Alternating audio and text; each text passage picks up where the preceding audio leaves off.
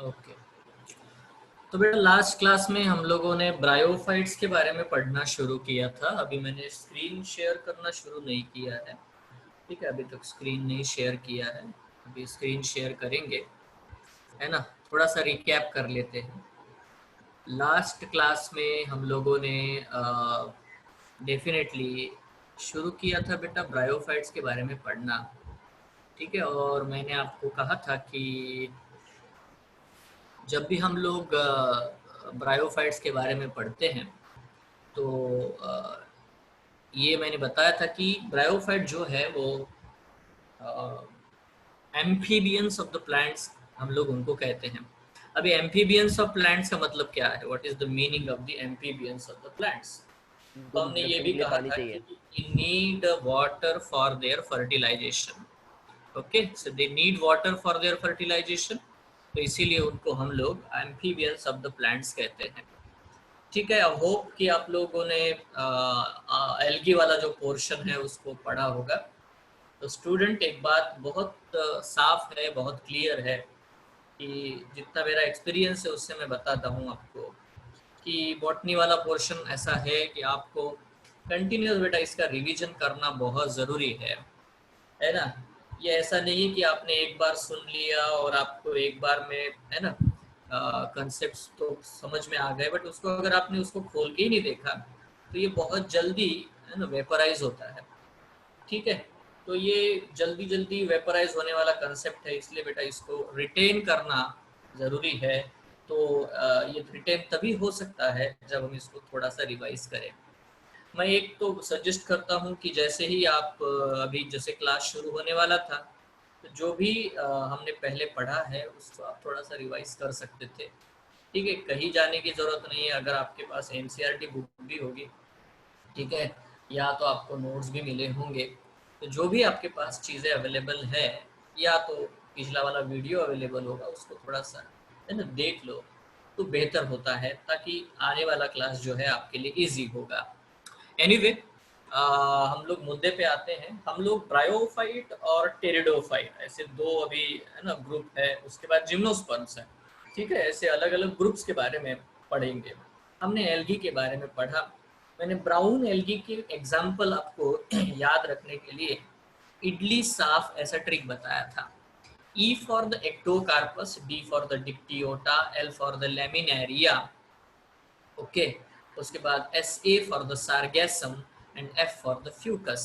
ऐसे 5 बेटा एग्जाम्पल हम लोगों ने पढ़े थे in case of word the brown algae. हमने ये भी पढ़ा था कि जो ग्रुप है रेड एल्गी का, उसमें मैंने पोपो जी जी या जी जी पोपो ऐसा कुछ भी आप वर्ड याद रख सकते हो। इसमें पॉलीसिफोनिया, पोरफायरा, जेलिडियम और ग्रेसिलेरिया ऐसे 4 एग्जाम्पल मैंने आपको बताए, है ना। मैंने आपको ये भी बताया कि एक छोटा सा बिल्कुल बेसिक क्वेश्चन बार बार पूछते हैं कि एगार एगार ये जो जेली सब्सटेंस है ये कौन से एल्गी से मिलता है, ठीक है। तो फिर इसका आंसर आता है बेटा जेलिडियम और ग्रेसिलेरिया, जो कि दोनों के दोनों क्या है, both of them are what the red algae है, दोनों ही रेड एल्गी होते हैं, ठीक। तो ये सारे ही जो कंसेप्ट है ना, इनके बारे में हम लोग है ना थोड़ा थोड़ा रिवाइज करते रहें तो ये हमारे दिमाग में बैठा रहेगा, ओके। तो हम लोग शुरू करते हैं बेटा, है ना, यहाँ पे मुद्दे पे आते हैं।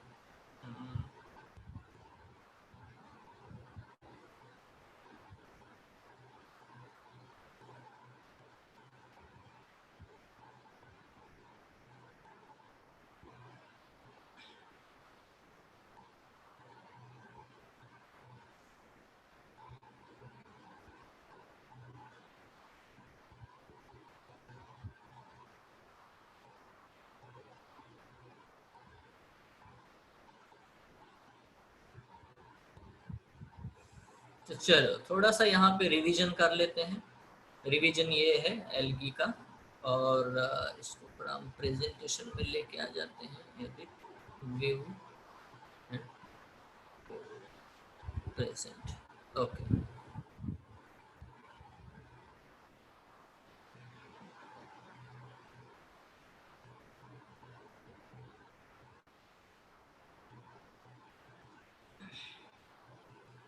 होप आपको स्क्रीन दिख रहा होगा। मैंने स्क्रीन शुरू किया था, ठीक है, एंड मैंने रिकॉर्डिंग भी शुरू किया है, दोनों ही। अभी तो स्क्रीन आया नहीं, ठीक है।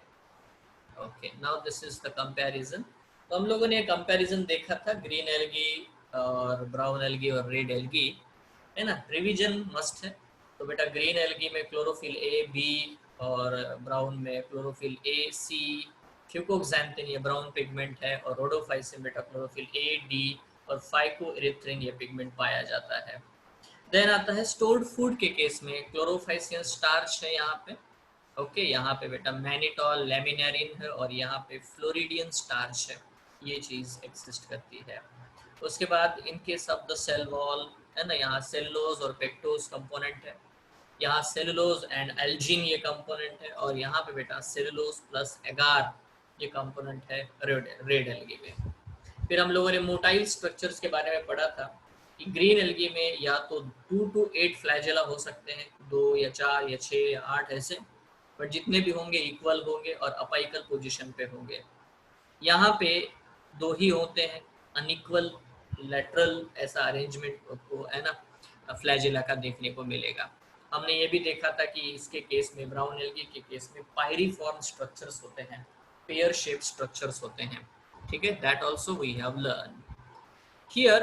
मैंने ये भी आपको बताया कि रेड एल्गी के केस में डेफिनेटली बेटा कभी भी कोई भी मोटाइल स्टेज एग्जिस्ट नहीं करती। There is no motile stage in case of the red algae, ठीक है।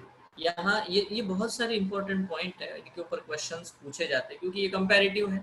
तो कंपैरेटिव क्वेश्चंस पूछना बहुत आसान है बेटा, है ना। अब इसमें से वार्मर वाटर में कौन मिलता है, तो अगेन रेड एल्गी जो है वार्मर वाटर में मिलते हैं। इसमें से कॉम्प्लेक्स बॉडी ऑर्गेनाइजेशन किसका है, तो अगेन बेटा रेड एल्गी का कॉम्प्लेक्स बॉडी ऑर्गेनाइजेशन है, ठीक है। पायरेनॉइड जैसा स्ट्रक्चर जो कि स्टार्च जमा करने के लिए कहाँ पे पाया जाता है, तो it is present in the green algae. बीच में कोर प्रोटीन होता है और बेटा, है ना, स्टार्च के रिंग्स डिपॉजिट होना शुरू हो जाते हैं, है ना। ये चीज हम लोगों ने पढ़ी है पक्का। तो डेफिनेट बेटा यहाँ पे ये नॉर्मल नॉर्मल से कंसेप्ट है ना, और इनके सारे एग्जाम्पल हमने देखे थे। नाउ विल मूव अहेड, है ना। हम लोगों ने इसके बारे में पढ़ना शुरू किया ब्रायोफाइट के बारे में, है ना। ब्रायोफाइट में मैंने कहा कि उसमें अल्टरनेशन ऑफ जनरेशन पाया जाता है ना। ग्रामेटोफाइटिक जनरेशन और स्पोरोफिटिक जनरेशन, ऐसी 2 अलग अलग प्रकार की जनरेशन इसमें पाई जाती है, ठीक है। एक ही स्पीसीज में, है ना, एक लाइफ साइकिल में, एक सेक्सुअल लाइफ साइकिल में दोनों होते हैं, ठीक है। मैंने बताया कि ये जो इमेजेस दिख रही है सारे बेटा ये all they are on the bryophytes. ये ब्रायोफाइट के गैमेटोफाइट है जो हमें दिखाई दे रहे हैं, ठीक है। ये सब गैमेटोफाइट है, this is a gametophyte, this is a gametophyte. और ये ह्यूमिड कंडीशन में, डैम्प कंडीशन में, शेडी, है ना, जो कंडीशन होती है वहां पे रहते हैं। एकदम ड्राई कंडीशन में बेटा ये सरवाइव नहीं कर पाते, because they need water for their fertilisation.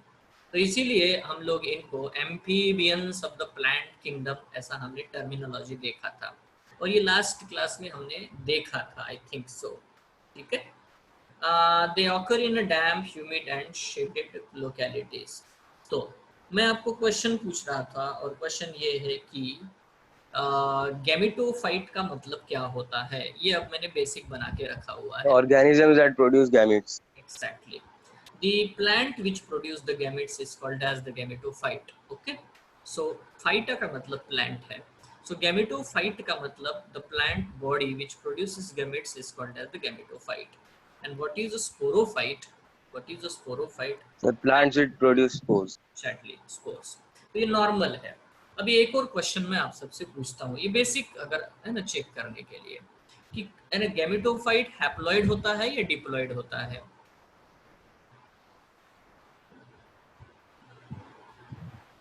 Gametophyte haploid होता है या Haploid होता है sir. Always the gametophyte are haploid and always the sporophyte are diploid, okay. तो इसीलिए हम लोगों ने कहा कि इनके जनरेशन को, इनके लाइफ साइकिल में दोनों ही स्टेजेस दिखाई देती है, हैप्लॉइड और डिप्लॉइड। इसीलिए इनके लाइफ साइकिल को हम लोगों ने हैप्लोडिप्लॉइड साइकिल कहा था। यस एग्जैक्टली, है ना। इनके लाइफ साइकिल को हम लोगों ने हैप्लोडिप्लॉन्टिक लाइफ साइकिल कहा था। नाउ आप नीट की एग्जाम दे रहे हो और आपको ये क्वेश्चन पूछा जाएगा कि ब्रायोफाइट के केस में कौन डोमिनेंट होता है, गैमेटोफिट या तो स्पोरोफाइट। ठीक है, तो इसका गैमेटोफाइट। Answer gametophyte. इसका आंसर क्या होगा कि गैमेटोफाइट इज डोमिनेंट। वो ग्रीन है ना, वो इम्पोर्टेंटली बेटा दिखाई देता है, हमें समझ में आता है। ठीक है, सो इफ यू सी, है ना, ये स्ट्रक्चर अगर आप देखोगे तो ये एक्चुअली बेटा इसके यहाँ पे दिस वन, ये जो है दिस इज द गैमेटोफाइट, इसको हमने गैमेटोफाइट कहा जो नीचे है। ठीक है, और ये जो गैमेटोफाइट है इसमें लीफ लाइक अपेंडेजेस है, स्टेम लाइक मेन एक्सिस है, और बेटा रूट लाइक स्ट्रक्चर है जिसको मैं राइजोइड कहता हूँ। ये पॉइंट में मैंने आपको बताया था, ऑइड ये शब्द, ये सफिक्स जहाँ पे लगता है तो उसका मतलब होता है ऐसा, Like. जैसा। ठीक है, तो मैंने इसको एक्सप्लेन किया था, जैसे अगर मैं बैक्टेरॉइड ये वर्ड यूज करता हूँ तो इसका मतलब क्या होता है, Bacteria like. बिल्कुल बैक्टीरिया लाइक। ठीक है, तो ये सारी चीजें, इवन इसके पहले का जो चैप्टर है बायोलॉजिकल क्लासिफिकेशन, उसमें बेटा आपको वायरॉइड ये शब्द देखने को मिलेगा। वायरॉइड मतलब ही आपको समझ जाना है कि ये वायरस जैसा है बट वायरस नहीं है। ठीक है, तो सेम थिंग राइजोइड का मतलब रूट जैसा है। तो रूट का जो फंक्शन होता है उसका ये फंक्शन ये भी है कि ये एब्जॉर्प्शन ऑफ द वाटर में मदद करता है, दूसरा ये एब्जॉर्प्शन ऑफ द मिनरल्स में मदद करता है, तीसरी चीज बेटा ये एंकरेज जो होता है, फिक्सेशन इन द सॉइल, इसमें भी मदद करता है। मतलब काम सारे बेटा रूट के ही कर रहा है बट रूट नहीं है, it is not a root. ठीक है, तो वन बाय वन गैमेटोफाइट को ही हम लोग देखते हैं क्योंकि इसका जो मेन प्लांट बॉडी है वो गैमेटोफाइट है। मैं आपको समझ में आए इसीलिए एक अच्छा एग्जाम्पल यहाँ पे आपके सामने रखता हूँ। आपने बेटा बहुत सारे ऐसे प्लांट देखे हैं जो, है ना, जिनको फ्लावर आते हैं, उनको हम एंजियोस्पर्म्स कहते हैं, फ्लावरिंग प्लांट कहते हैं। ठीक है, हमारे आजू बाजू में जितने पेड़ पौधे हैं ज्यादा से ज्यादा बेटा एंजियोस्पर्म्स है। ठीक है, हमें ये ब्रायोफाइट, टेरिडोफाइट ये ज्यादा देखने को नहीं मिलते। तो जो भी फ्लावरिंग प्लांट है बेटा जो आपको दिखाई देता है, आपने अगर आप आम के पेड़ के सामने खड़े हो गए तो बेटा वो स्पोरोफाइट है। जो पेड़ है वो entire tree is a sporophyte, ये क्लियर समझो। ठीक है, तो बाद में स्पोरोफाइट डोमिनेंट होता चला गया इवोल्यूशन में, है ना। तो जो लोअर, जो पहले वाले छोटे छोटे प्लांट है जैसे ब्रायोफाइट वगैरह में, यहाँ पे गैमेटोफाइट डोमिनेंट था। ठीक, तो इसीलिए उसमें रूट जैसी चीज है, रूट नहीं है ना, हैप्लॉइड है ना, ये हैप्लॉइड रूट है, इसलिए मैं उसको रूट जैसा मानता हूँ। तो यहाँ पे तीन चीजें हैं, रूट जैसा, स्टेम जैसा और लीफ जैसा। ठीक है, तो ये तीनों, है ना, leaf like, stem like and root like structures है। नाउ मेन चीज, अभी एक क्वेश्चन की तरफ आते हैं। ठीक है,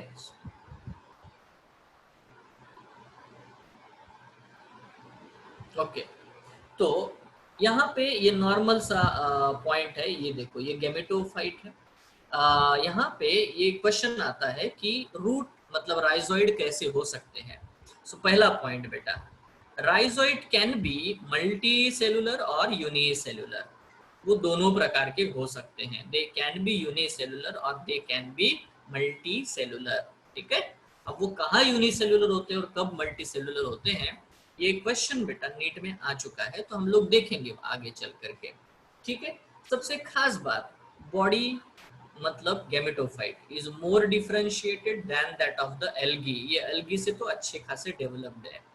it is thallus like, thallus like है मतलब रूट, स्टेम और लीव जैसी चीजें इसमें नहीं है। ठीक है, मतलब रूट, स्टेम, लीव नहीं है, ट्रू वाला है। ठीक है, वो नहीं है। देखो बॉडी प्रोस्ट्रेट हो सकती है या इरेक्ट हो सकती है। नाउ ये जो स्ट्रक्चर आपके सामने है फ्यूनारिया का, ये इरेक्ट स्ट्रक्चर है, this is an erect one. ठीक है, प्रोस्ट्रेट का मतलब फ्लैट है, थाली जैसा, चपटा। ठीक है, तो या तो वो डॉर्सिवेंट्रली फ्लैट होगा, पापड़ जैसा, थाली जैसा, चपटा होगा, जमीन को चिपका हुआ। ठीक है, या तो बेटा वो इरेक्ट है, ये स्टैंडिंग है, ये इरेक्ट गैमेटोफाइट है। तो दो प्रकार के गैमेटोफाइट पाए जाते हैं, both of them are haploid. ठीक है, दूसरा वो सबस्ट्रेटम को मतलब जमीन को, है ना, राइजोइड से अटैच होते हैं। ये राइजोइड यूनिसेलुलर भी हो सकते हैं या तो मल्टी सेलुलर भी हो सकते हैं। इतना क्लियर है आपको, है ना। फिर उसके बाद दे लैक ट्रू रूट्स, उनमें रूट नहीं होते, स्टेम नहीं होता और लीव्स भी नहीं होते, but they possess root like, leaf like and stem like structures. इतना क्लियर है। तो the main plant body is haploid, मतलब गैमेटोफाइट है। उसकी मेन प्लांट बॉडी कौन है बेटा, हैप्लॉइड है, गैमेटोफाइट है। And it produces gametes, hence called as what, the gametophyte. तो मैं आपको बार बार क्वेश्चन पूछ रहा हूँ, क्या ब्रायोफाइट जो आपको दिखाई देता है जो ग्रीन होता है वो क्या है, वो गैमेटोफाइट है या स्पोरोफाइट है? तो आंसर आएगा बेटा वो गैमेटोफाइट है, वो हैप्लॉइड है।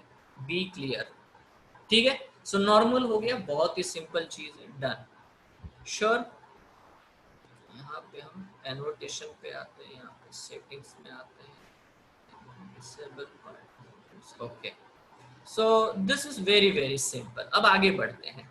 बेटा हमने क्या पढ़ा, है ना। मैंने ये बेटा आपका कंसेप्ट क्लियर किया। क्या कंसेप्ट था? कंसेप्ट बहुत ही सिंपल और नॉर्मल सा कंसेप्ट मैंने आपको बताया, है ना। वो क्या था कि ओके, तो मैंने आपको बहुत ही नॉर्मल सा कंसेप्ट बताया था, वो ये कि एल्गी में जो लाइफ साइकिल होता है वो हैप्लॉन्टिक लाइफ साइकिल है, बट ब्रायोफाइट में जो लाइफ साइकिल है it is an haplodiplontic life cycle. ठीक है। इसमें दो प्रकार की स्टेजेस आपको देखने को मिलती है। एक होती है गैमेटोफाइटिक स्टेज और दूसरी होती है बेटा स्पोरोफिटिक स्टेज। ठीक है। गैमेटोफाइट ये जो स्ट्रक्चर है ये उसका मेन प्लांट बॉडी है। ये फिर से क्लियर कर लेते हैं। नाउ यहाँ पे आपको ये जो ग्रीन स्ट्रक्चर दिखाई दे रहा है, this green structure is the gametophyte. इसको हम लोगों ने कहा मेल गैमेटोफाइट है, मतलब इसके ऊपर मेल सेक्स ऑर्गन डेवलप होंगे। ये जो है बेटा ये फीमेल गैमेटोफाइट है, इसका मतलब इसके ऊपर फीमेल सेक्स ऑर्गन डेवलप होंगे। तो यहाँ से ये कहानी जो है ये शुरू होगी। ठीक है। मेल सेक्स ऑर्गन जिनको हम एंथ्रीडियम कहते हैं वो इस तरह से, है ना, रैकेट लाइक स्ट्रक्चर उसका होता है। श्योर। फीमेल सेक्स ऑर्गन जिनको हम आर्कीगोनियम कहते हैं बेटा, वो इस तरह से फ्लास्क शेप स्ट्रक्चर होते हैं जिसके अंदर बेटा एग सेल पाया जाता है। Is it clear? Normal point है। उसके बाद, है ना, इससे बेटा डेवलप होते हैं मेल, है ना, गैमेट जिसको हम लोग कहते हैं एंथेरोजॉइड। तो एंथेरोजॉइड डेवलप होता है, मेल गैमेट डेवलप होता है। यहाँ पे एग सेल है।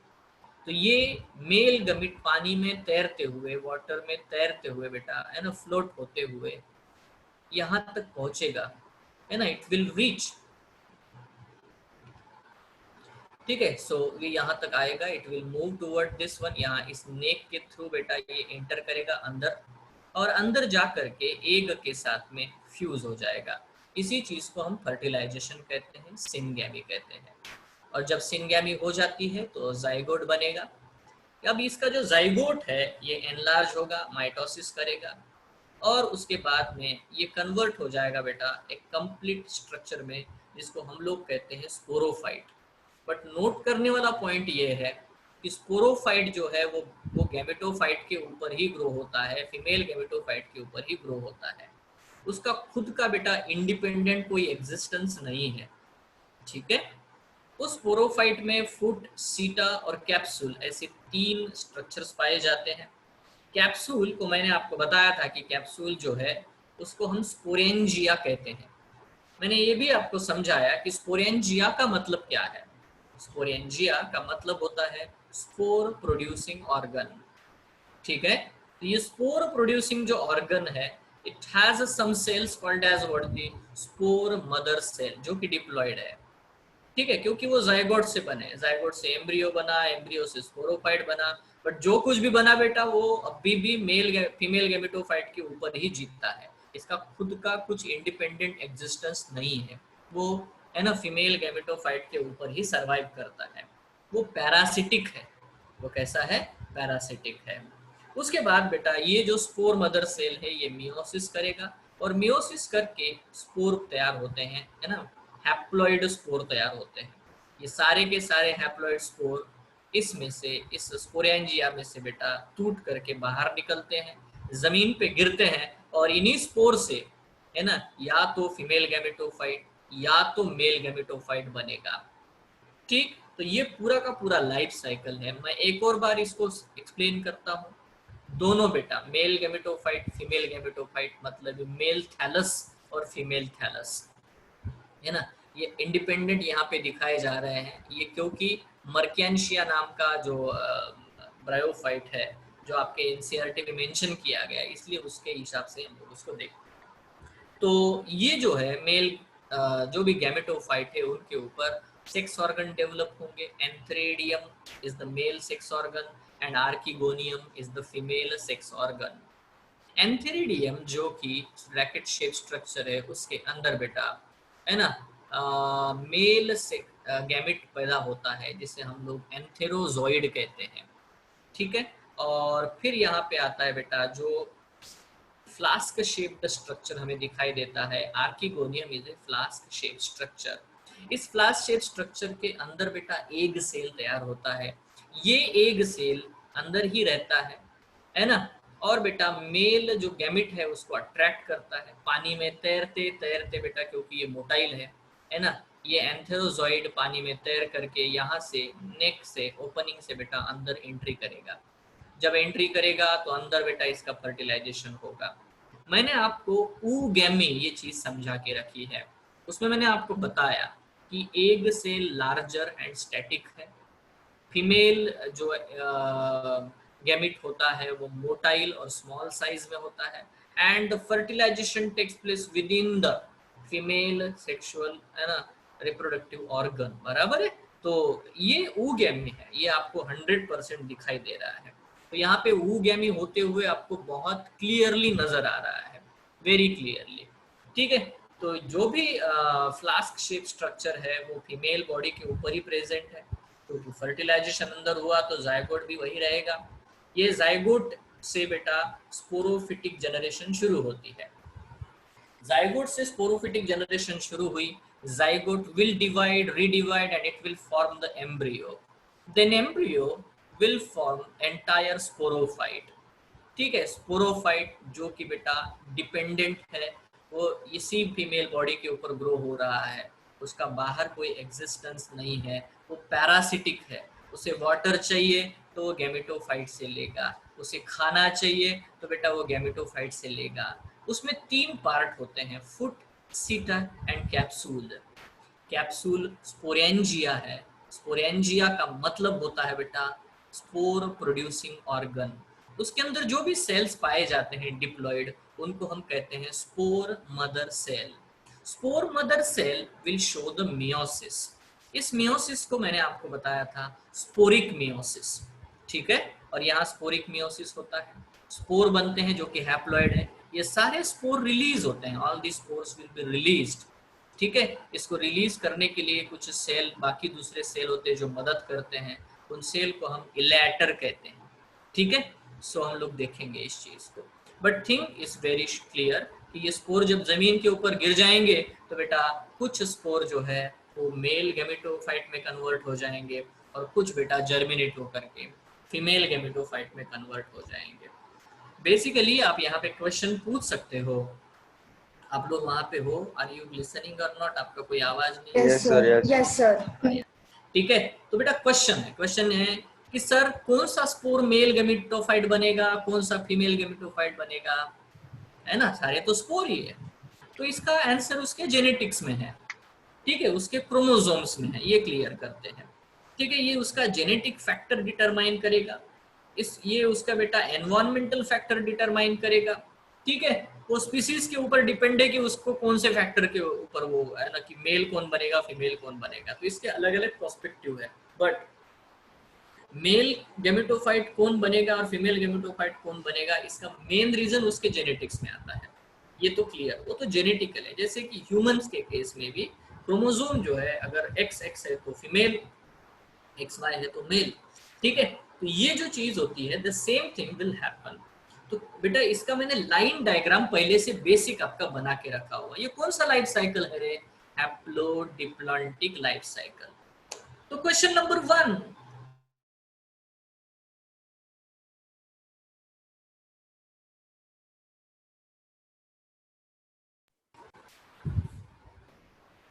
सर आपका आवाज नहीं आ रहा। अभी आ रहा है? हाँ सर। अच्छा बेटा, ना क्वेश्चन मैंने पूछा कि सिंपल क्वेश्चन पूछा,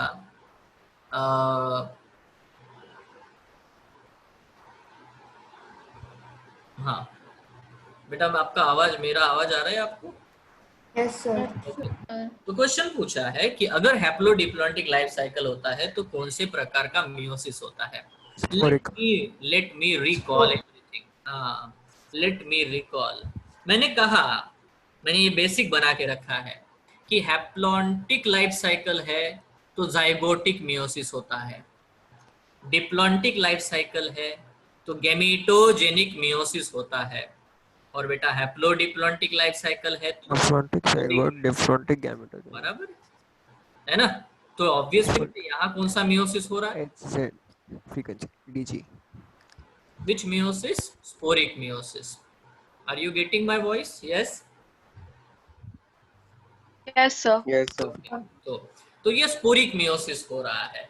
क्वेश्चन नंबर 1 मैंने आपको ये बताया। अभी यहाँ पे और एक चीज मैंने बताई थी बेटा, ये हैप्लोडिप्लॉन्टिक लाइफ साइकिल है तो इसमें स्टेजेस आती है। आपको फिर से वही क्वेश्चंस पूछता हूं मैं। Question number 1, and which is the first stage of the sporophytic generation? Zygote. Zygote, बिल्कुल आंसर है ना। जाइगोट से स्पोरोफिटिक जनरेशन शुरू होती है और यहाँ पे आपको क्लियरली दिख रहा है। Next question, which is the last stage of the sporophytic generation? Four mother cells. और मदर सेल, ये भी डिप्लॉयड है। उसके बाद है ना, which is the first stage of the gametophytic generation? Four. Spores, क्योंकि स्पोर्स हैप्लॉयड होते हैं और हैप्लॉयड जनरेशन शुरू होता है। And then here which is what the last stage of the gametophytic generation? Gametes है ना। Gametes are the last stage of the gametophytic generation. ठीक है, तो फिर से वही सारे क्वेश्चन में रिपीट करता हूं, है ना। Number 1 question, zygote is the first stage of the sporophytic generation and the spore mother cell is the last stage of the sporophytic generation. Spores are the first stage of the gametophytic generation and gametes are the last stage of the gametophytic generation. इसमें दोनों ही प्रकार के generation हमको दिखाई देते हैं, promptly दिखाई देते हैं, इसीलिए इस लाइफ साइकिल को मैं हैप्लोडिप्लॉन्टिक लाइफ साइकिल कहता हूँ। ठीक है, so I think everything is clear, है ना। ये सारी चीजें आपको समझा दी है। अब इसको 1 बाय 1 देखते हैं, है ना। ये लाइफ साइकिल है, इसमें से जो पार्ट बाय पार्ट हम लोग चीजों को देखेंगे, थोड़ा डिटेल में देखेंगे। तो क्या हम आगे बढ़े? Yes sir. Yes sir. तो सबसे पहली चीज ये है बेटा, है ना, the sex organ in bryophytes are multicellular. अभी गैमेटोफाइट मेन प्लांट बॉडी है तो वो गैमेट प्रोड्यूस करेगा, है ना। तो यहाँ पे हमें स्ट्रक्चर दिखाई दे रहा है, the sex organs in bryophytes are multicellular. अब ये ऐसा क्यों लिखा है? बिकॉज एल्गी में जो सेक्स ऑर्गन थे वो कैसे थे? यूनिसेलुलर थे, है ना। एल्गी में सेक्स ऑर्गन कैसे होते हैं? यूनिसेलुलर होते हैं। एंथेरेडियम, ऊगोनियम, ऐसे टर्मिनोलॉजीज हमने पढ़े थे इन केस ऑफ एल्गी। अभी ब्रायोफाइट में क्या है बेटा? In case of the bryophyte the sex organs are multicellular and jacketed, covering होता है। आप दोनों चीजें देख पा रहे हो यहाँ पे। एंथेरेडियम जो है वो मेल सेक्स ऑर्गन है and archegonium is the female sex organ. I again repeat, antheridium is a male sex organ and archegonium is the female sex organ. Clear? ठीक है। एंथ्रेडियम रैकेट शेप्ड होता है और आर्किगोनियम फ्लास्क शेप्ड होता है। अभी हमने ड्रॉ किया था, अभी देखा था हम लोगों ने। ठीक है, इट्स अगेन क्लियर। नाउ बेटा मैं एक शब्द आपको टर्म यहाँ पे समझाना चाहता हूँ, फोर, PHORE। फोर का मतलब होता है ब्रांच, फोर का मतलब है ब्रांच। तो अगर मैं ये वर्ड यहाँ पे देखता हूँ आर्किगोनियोफोर, तो इसका मतलब है the branch which bear the archegonium. ठीक है, आर्कीगोनियम जिस ब्रांच के ऊपर डेवलप होती है बेटा उसको मैं क्या कहता हूँ, आर्कीगोनियोफोर। ठीक है, तो ये क्या हो गया फिर, antheridiophore. What is the meaning of antheridiophore? A branch Branch which bears plus antheridium. Is it clear और नॉट? बहुत सिंपल है, कोई बड़ी बात नहीं है बेटा। दो टर्मिनोलॉजीज यहाँ पे मैं आपको है ना समझा दूँ। ओके, तो I need minute.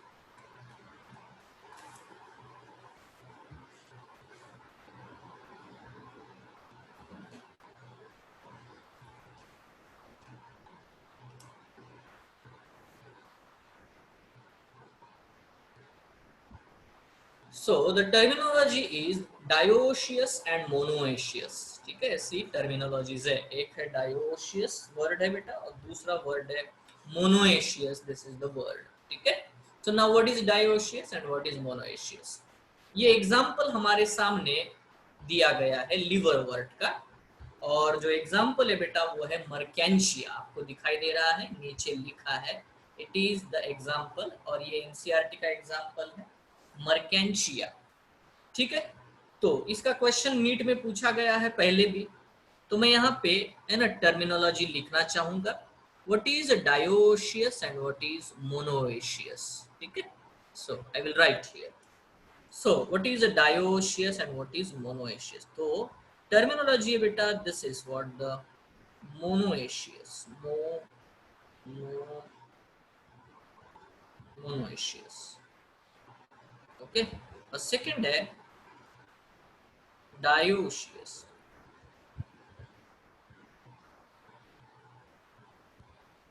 okay, so now these are the two words here। now देखो ये जो वर्ड है मोनोएशियस, इसका मतलब है कि एक ही बॉडी के ऊपर अगर दोनों सेक्स ऑर्गन एग्जिस्ट करते हैं, single body having both the sex organs is called as the monoecious condition. Animals के केस में फॉर एग्जांपल अर्थवर्म, अर्थवर्म जो है जिसको हम हर्माफ्रोडाइट भी कहते हैं, एक ही एनिमल है, दोनों ही sex organ, male sex organ female sex organ एक ही बॉडी के ऊपर एग्जिस्ट करते हैं। तो ऐसा कोई प्लांट भी जिसके एक ही बॉडी के ऊपर बेटा मेल सेक्स ऑर्गन और फीमेल सेक्स ऑर्गन प्रेजेंट हो, उसे हम मोनोएशियस कहते हैं। ठीक है, तो व्हाट इज मोनोएशियस प्लांट, है ना, व्हाट इज मोनोएशियस प्लांट, है ना, do you write it down, what is monoecious plant? A plant having both the sex organs. ठीक है, कोई भी प्लांट बॉडी जिसके ऊपर दोनों ही सेक्स ऑर्गन प्रेजेंट होते हैं उसे हम मोनोएशियस प्लांट कहते हैं। Sure. Now what is dioecious? For example human beings में male sex organ is in a different body and the female sex organ present on the different body. That means there is a dimorphism. There are two different bodies bearing the sex organs. In case of the plants also, ठीक है, dioecious plant का मतलब है कि है ना the sex organ present on the two different plants of the same species, इसको हम लोग कहते हैं dioecious condition। तो अगर आपको ये कंसेप्ट समझ में आया है, दो वर्ड समझ में आए हैं, तो मैं आपको क्वेश्चन पूछूं जो प्रीवियस ईयर्स में पूछा गया है, पहले ही आ चुका है। ठीक है, मुझे आप लोग में से कौन बता सकता है कि मर्केंशिया क्या है? इज इट ए मोनोएशियस या तो डायोशियस? Dioecious। हाँ बिल्कुल सही। तो ये क्वेश्चन दो बार पूछा गया है ना, में जिपमर में क्वेश्चन आया है यही, है ना, और नीट में भी क्वेश्चन पूछा गया है कि मर्केंशिया इज अ डायोशियस, है ना। तो सारे ही ब्रायोफाइट लिवर वर्ड डायोशियस तो नहीं होते, है ना। मर्केंशिया स्पेशली, अभी एनसीईआरटी में डायग्राम है तो क्वेश्चन पूछा जाएगा, क्योंकि आपको बहुत क्लियरली दिखाई दे रहा है यहाँ पे, है ना, male sex organ is present on the male thallus, male gametophyte, and female sex organ is present on the, है ना, फीमेल गैमेटोफाइट। ठीक है, अब आप इसको पहचान भी सकते हो, यू कैन आइडेंटिफाई इट। देखो ये जो है लोब्यूल जैसे, लोब जैसे, ये देखो इस तरह से हैंगिंग पोर्शन आपको दिखाई दे रहे हैं। ठीक है, ये आर्किगोनियम में है, ये फीमेल है ना सेक्स ऑर्गन है आर्किगोनियम, प्रेजेंट ऑन द आर्किगोनियोफोर। ठीक है, और ये जो है ना ऐसा वैसा कैसा तो भी दिखाई दे रहा है, ऐसा लग रहा है कि तवे पे आमलेट डाला गया है। ठीक है, और ये फैल गया। ठीक, ये जो है ना एंथ्रेडियोफोर है, ये एग्जैक्टली पहचान में आ जाएगा। आप लोग एग्जामिनेशन में ये देख लेना आमलेट जैसा चीज, ठीक है। तो बिल्कुल डेफिनेटली आप क्लियरली समझ जाओगे, but you can see here how they are arranged properly here, ठीक है। तो ये दो चीजें हैं। आई अगेन आस्क मर्केंशिया, अगर आपको क्वेश्चन आता है तो मर्केंशिया क्या है, is it a monoecious or a dioecious? The answer is Marchantia is dioecious. Done. तो यहाँ पे आते हैं हम लोग, मेल सेक्स ऑर्गन को एंथ्रेडियम कहते हैं, प्रोड्यूसेस बायफ्लैजेलेटेड एंथेरोजॉइड। अब ये वर्ड जो है बायफ्लैजेलेटेड एंथेरोजॉइड, ये तो अच्छे से याद रखना है, ठीक है।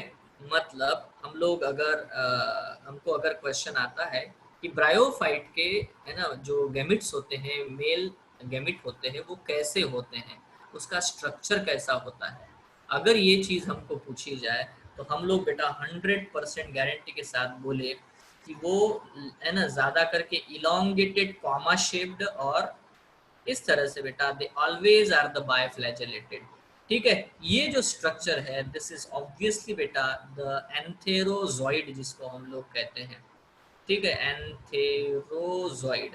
एंथेरोजॉइड का मतलब ये बेटा, है ना, जॉइड ये शब्द आया है फिर से, है ना, जूलॉजी एनिमल जैसा मूवमेंट करने वाला, बट मेल तो नहीं, मतलब एनिमल तो नहीं है, ठीक है। सो it's an antherozoid, it is a male gamete, we have to understand, but it is a comma shaped, it is elongated comma shaped as well as, है ना, it is always biflagellated, इसको दो flagella होते हैं, keep in mind, है ना। ये peculiarity है बेटा ब्रायोफाइट की।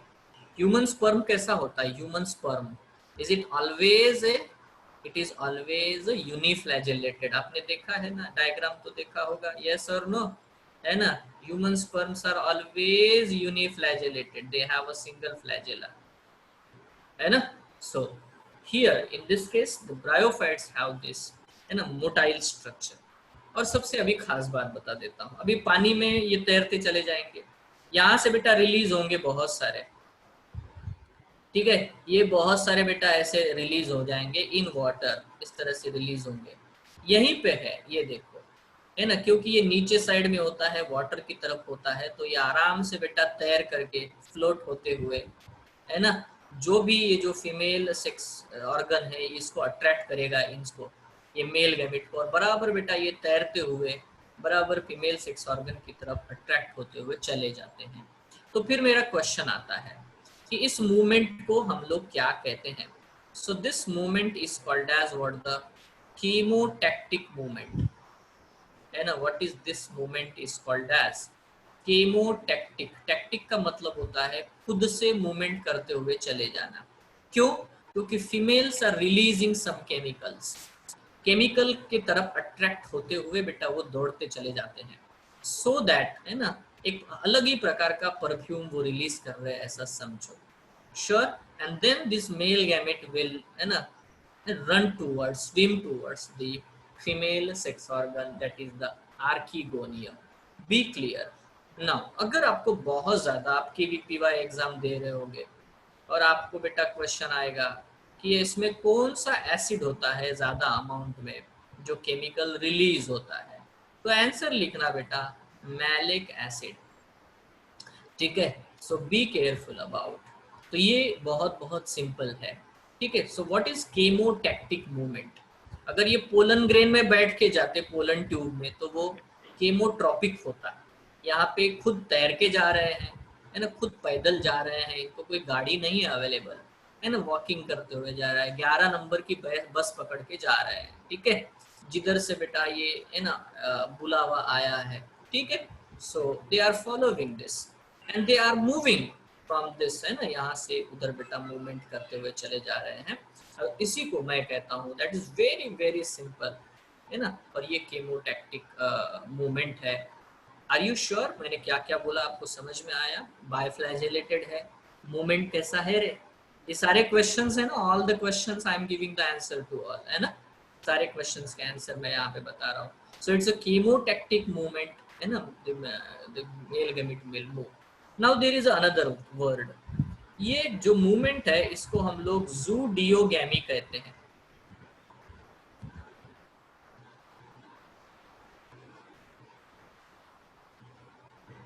तो वो कौन सा एसिड प्रोड्यूस करते हैं? Malic acid. मैलिक एसिड ज्यादा अमाउंट में प्रेजेंट होता है, इट्स मिक्स है ना, मिश्रण, it's a mixture of some other different chemical component also. So one thing we have to understand, कौन सा मूवमेंट है रे भाई ये? ज़ूडियोगैमी। ज़ूडियोगैमी मतलब क्या है ना, मेल गमीट खुद से तैर के जाता है क्योंकि उसके पास फ्लैजेला है, इसको हम लोग कहते हैं ज़ूडियोगैमी। पोलन ट्यूब में बैठ के जाता है तो उसे साइफोनोगैमी कहते हैं, या तो पोलन ट्यूब नहीं है, ठीक है। तो देखो मैं आपको बहुत क्लियर बता दूं बच्चों, जब पोलन ट्यूब का यूज होगा तो हम दो अलग वर्ड यूज करेंगे। एक होगा केमोट्रॉपिक मूवमेंट, ये टैक्टिक है, वो केमोट्रॉपिक होगा, और ये ज़ूडियोगैमी है, वो साइफोनोगैमी होगा, है ना।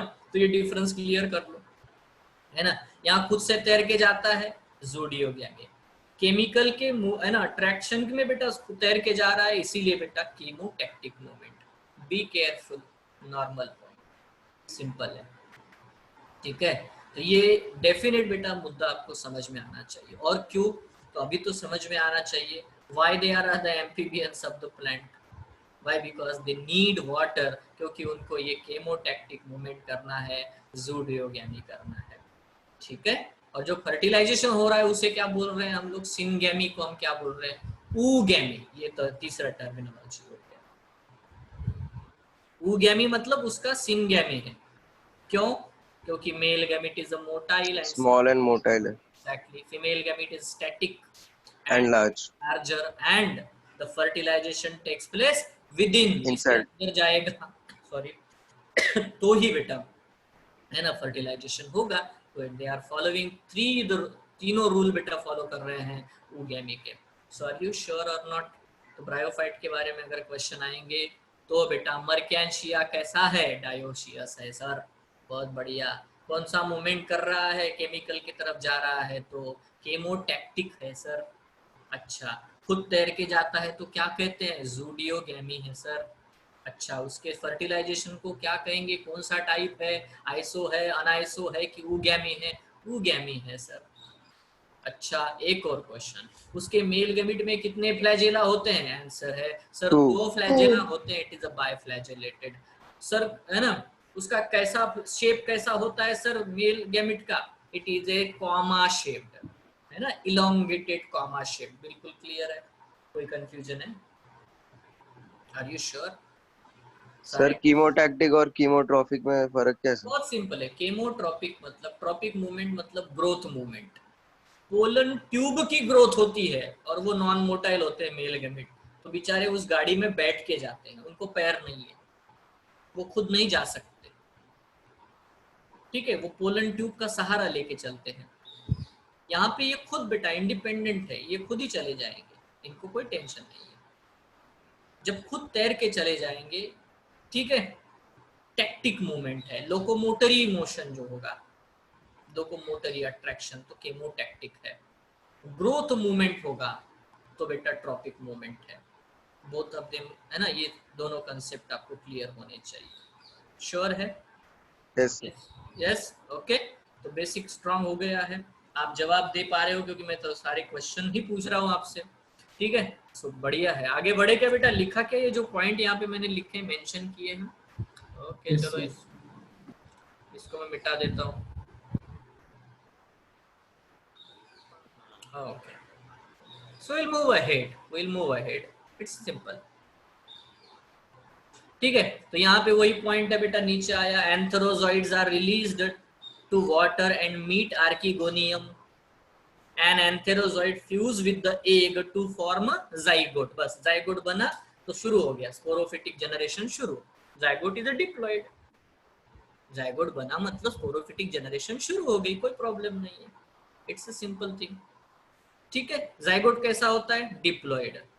स्पोरोफाइट कैसा होता है? डिप्लॉइड, बराबर है ना। स्पोरोफाइट कैसा है? डिप्लॉइड। स्पोर मदर सेल कैसा होता है? डिप्लॉइड। स्पोर कैसा होता है? हैप्लॉइड सर, स्पोर हैप्लॉइड है। हाँ, ये जो दोनों प्लांट बॉडीज दिखाई गई, ये पूरी कैसी है? ये और ये दोनों थैलस है।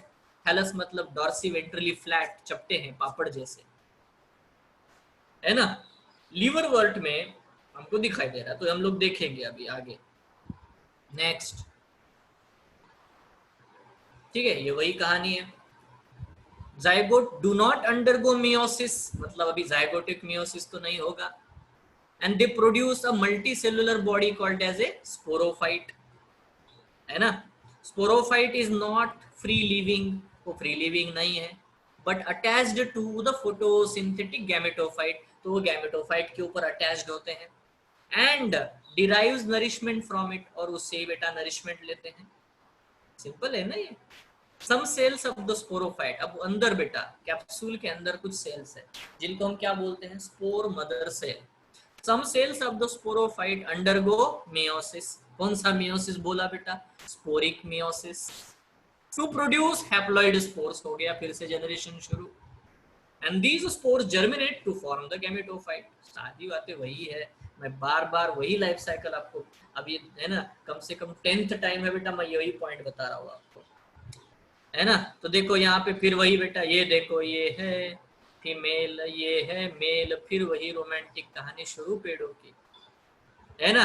इनमें से क्या बेटा, इसके ऊपर आया एन आर्कीगोनियल हेड, ठीक है, इसमें आए बेटा आर्कीगोनिया, इधर आया बेटा एंथ्रीडियम, बराबर है, एंथ्रीडियल हेड में आया एंथ्रीडियम, एंथ्रीडियम ने शुरू है बायफ्लैजेलेटेड एंथ्रोजोइड प्रोड्यूस कर दिए ढेर सारे, ये तैर करके केमोटैक्टिक मूवमेंट जूडियोगैमी तैर करके गए, केमिकल अट्रैक्शन, है ना, और एक सेल के साथ बेटा फ्यूज हो गए, ऊगैमी, अंदर ही एक सेल था, ये अंदर घुस गए बेटा, हो गया ऊगैमी, तो इसीलिए एम्ब्रियो भी अंदर ही बनेगा, इसी एम्ब्रियो से बेटा उसी पेड़ के ऊपर फीमेल गैमेटोफाइट के ऊपर स्पोरोफाइट भी बनेगा, ये उसका कैप्सूल है स्पोरेंजिया, इसी स्पोरेंजिया में सेल्स होते हैं स्पोर मदर सेल, ये spore mother cell sporic meiosis करेंगे, ढेर सारे स्पोर तैयार होंगे हैप्लॉइड, वो सारे स्पोर जमीन के ऊपर गिरेंगे और बेटा फिर से उसमें बेटा राइजोइड आएंगे, नया गैमेटोफाइट बनेगा, नया जीवन शुरू होगा, यही अल्टरनेशन ऑफ जनरेशन है, ठीक है। यही सूखा पड़ जाता है, गर्मी के सीजन आती है बेटा, गैमेटोफाइट सरवाइव नहीं कर पाते, मर जाते हैं, स्पोर सरवाइव करते हैं, जैसे ही बारिश होती है फिर से ये स्पोर में से बेटा नया गैमेटोफाइट आता है, फिर वो नया गैमेटोफाइट, फिर उसके ऊपर सेक्स ऑर्गन डेवलप होते हैं, सेक्स ऑर्गन जो है ना फिर से सेक्सुअल रिप्रोडक्शन करते हैं, वही फिर से बेटा जाइगोट, फिर स्पोरोफाइट, फिर बेटा sporic mother cell and all, ऐसे करके फिर स्पोर पैदा होते हैं। स्पोर क्या करता है, गर्मी के दिनों में उसको है ना बचा के रखेगा, एडवर्स कंडीशन में सर्वाइवल जो देता है, मतलब इसके जीवन में 2 स्टेजेस जरूर आती है ना, एक है ना सेक्सुअल लाइफ साइकिल में एक होता है गैमेटोफिटिक और दूसरा होता है बेटा स्पोरोफिटिक, ऐसे 2 अलग अलग प्रकार के जनरेशन उसके एक ही लाइफ साइकिल में हमको दिखाई देते हैं, ठीक है। तो यही लाइफ साइकिल को मैंने हैप्लोडिप्लॉन्टिक लाइफ साइकिल कहा, पर ये जो भी मैंने समझाया वो सिर्फ लिवरवर्ट में था, ठीक है। अब मैं आपको बताने जा रहा हूँ कि हम ब्रायोफाइट में 3 ग्रुप पढ़ते हैं, one is a liverwort, one is a hornwort and one is mosses, ऐसे 3 है, liverwort, hornwort and mosses, this 3, ठीक है। तो इनके बारे में हम लोग देखेंगे अभी, क्योंकि हमारी एनसीईआरटी हॉर्नवर्ट के बारे में कुछ बोलती नहीं है तो हम लोग भी ज्यादा बोलेंगे नहीं। अब मैं ऐसा इसलिए कर रहा हूँ, मैं बहुत पहले ये सारी चीजें बता देता हूँ, अभी नहीं बता रहा हूँ, इसका रीजन मैंने सोचा है कि हो सकता है कि आपका सिलेबस थोड़ा सा रिड्यूस हो जाए। अब कौन सा पहले से बेटा रिड्यूस सिलेबस है ना, वही सिलेबस अगर हम लोग पढ़े तो अच्छी बात है, ठीक है। तो अगर आपका सिलेबस रिड्यूस होने वाला है तो हम लोग क्या करेंगे, we must understand here that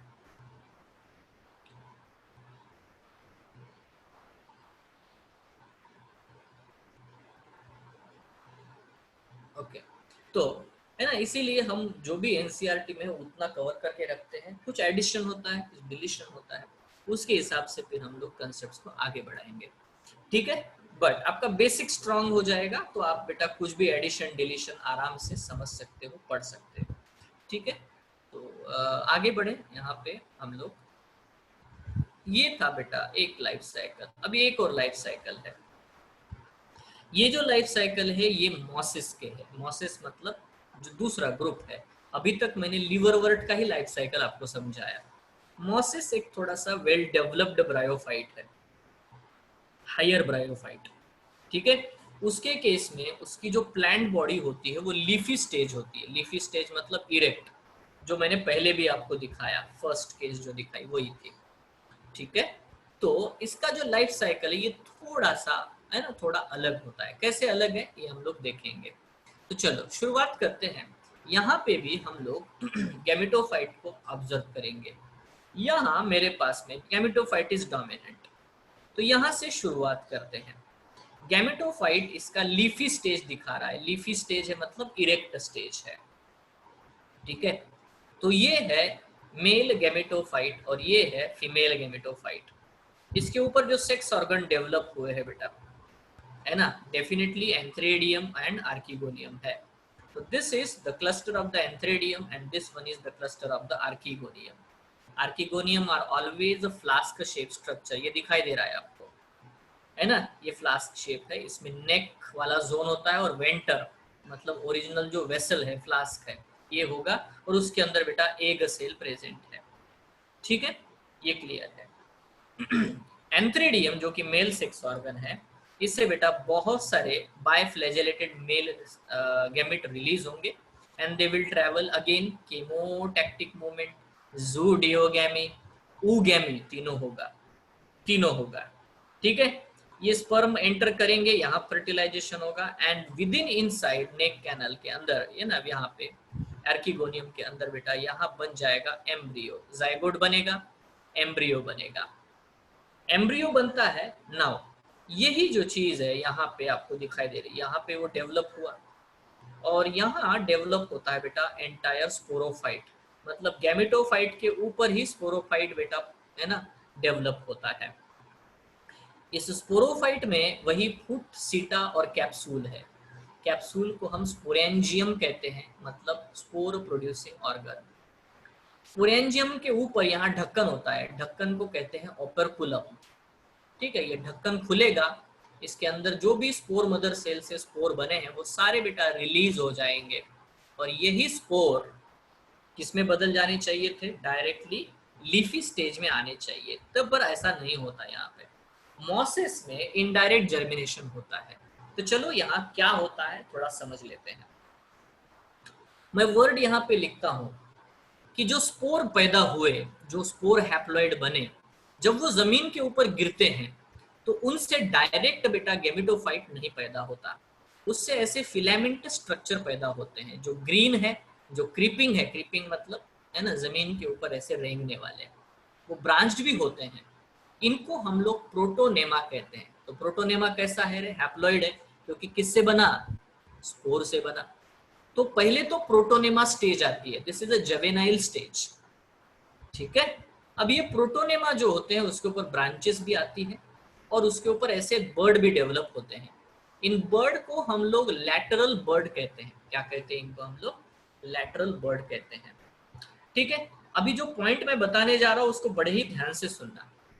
ये लैटरल बर्ड अगर टूट जाएंगे तो उनसे नए प्रोटोनेमा बनते हैं, ठीक है।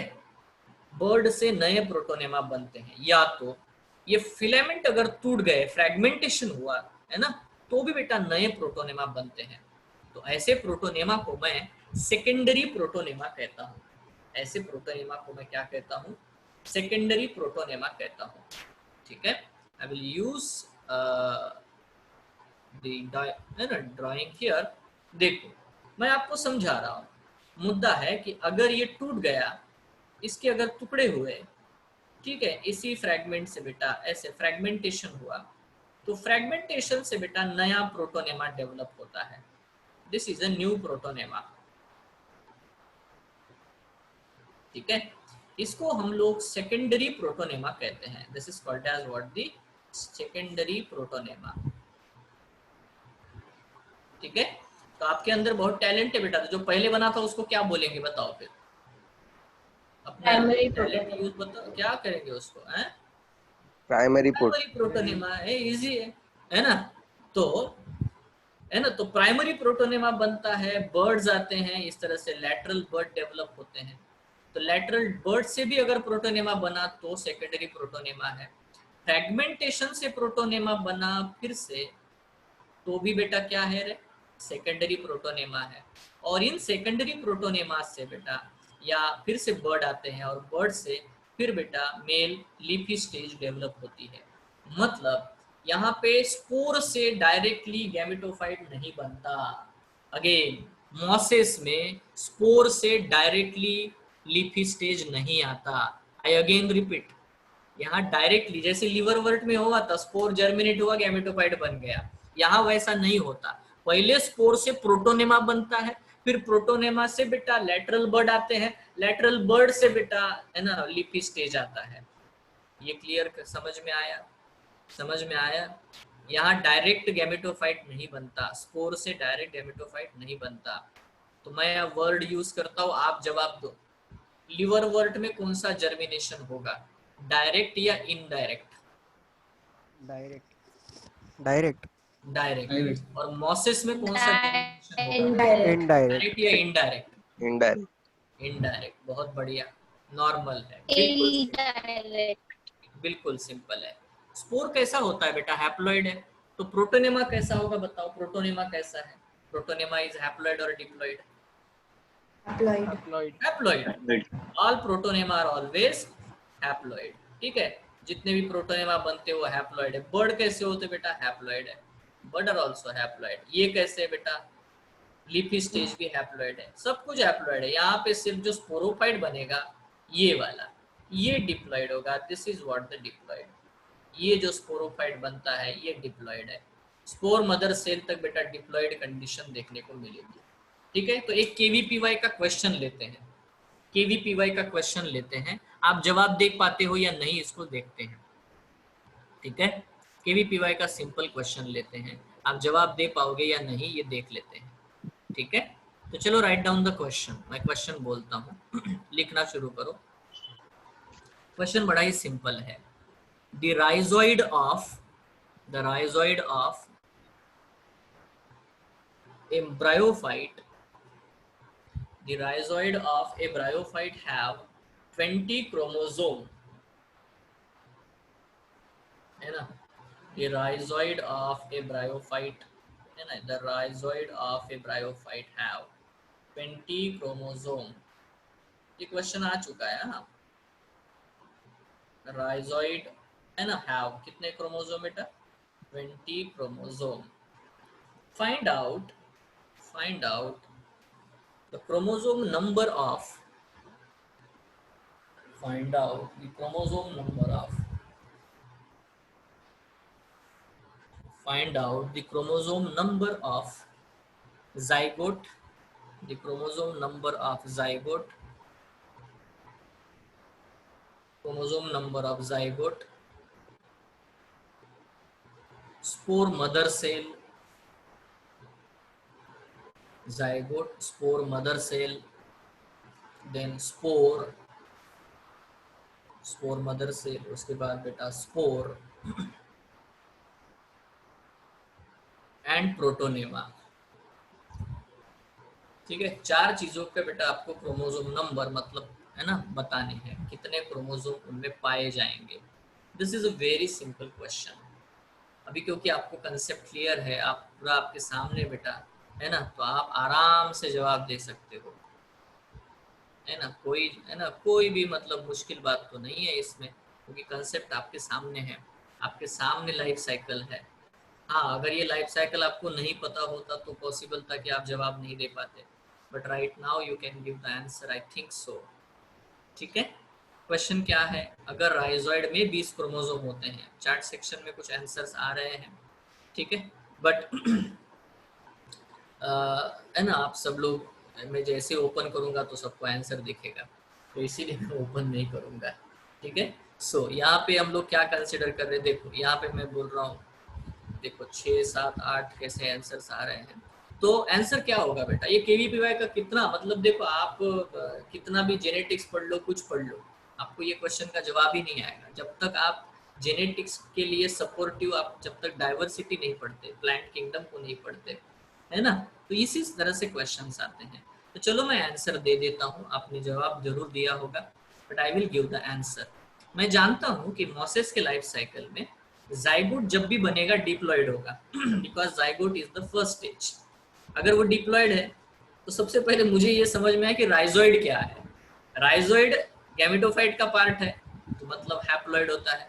सो 20 इज एन, है ना, 20 क्या है, एन है। सो फॉर मी यहाँ पे 20 एन है, मतलब हैप्लॉइड अगर 20 है तो जाइगोट में कितना होगा बेटा, 40। 40। एग्जैक्टली, ठीक है। सेम टू सेम बेटा स्पोर मदर सेल भी डिप्लॉयड होता है, तो स्पोर मदर सेल में कितने 40। क्रोमोसोम होंगे, 40। 40।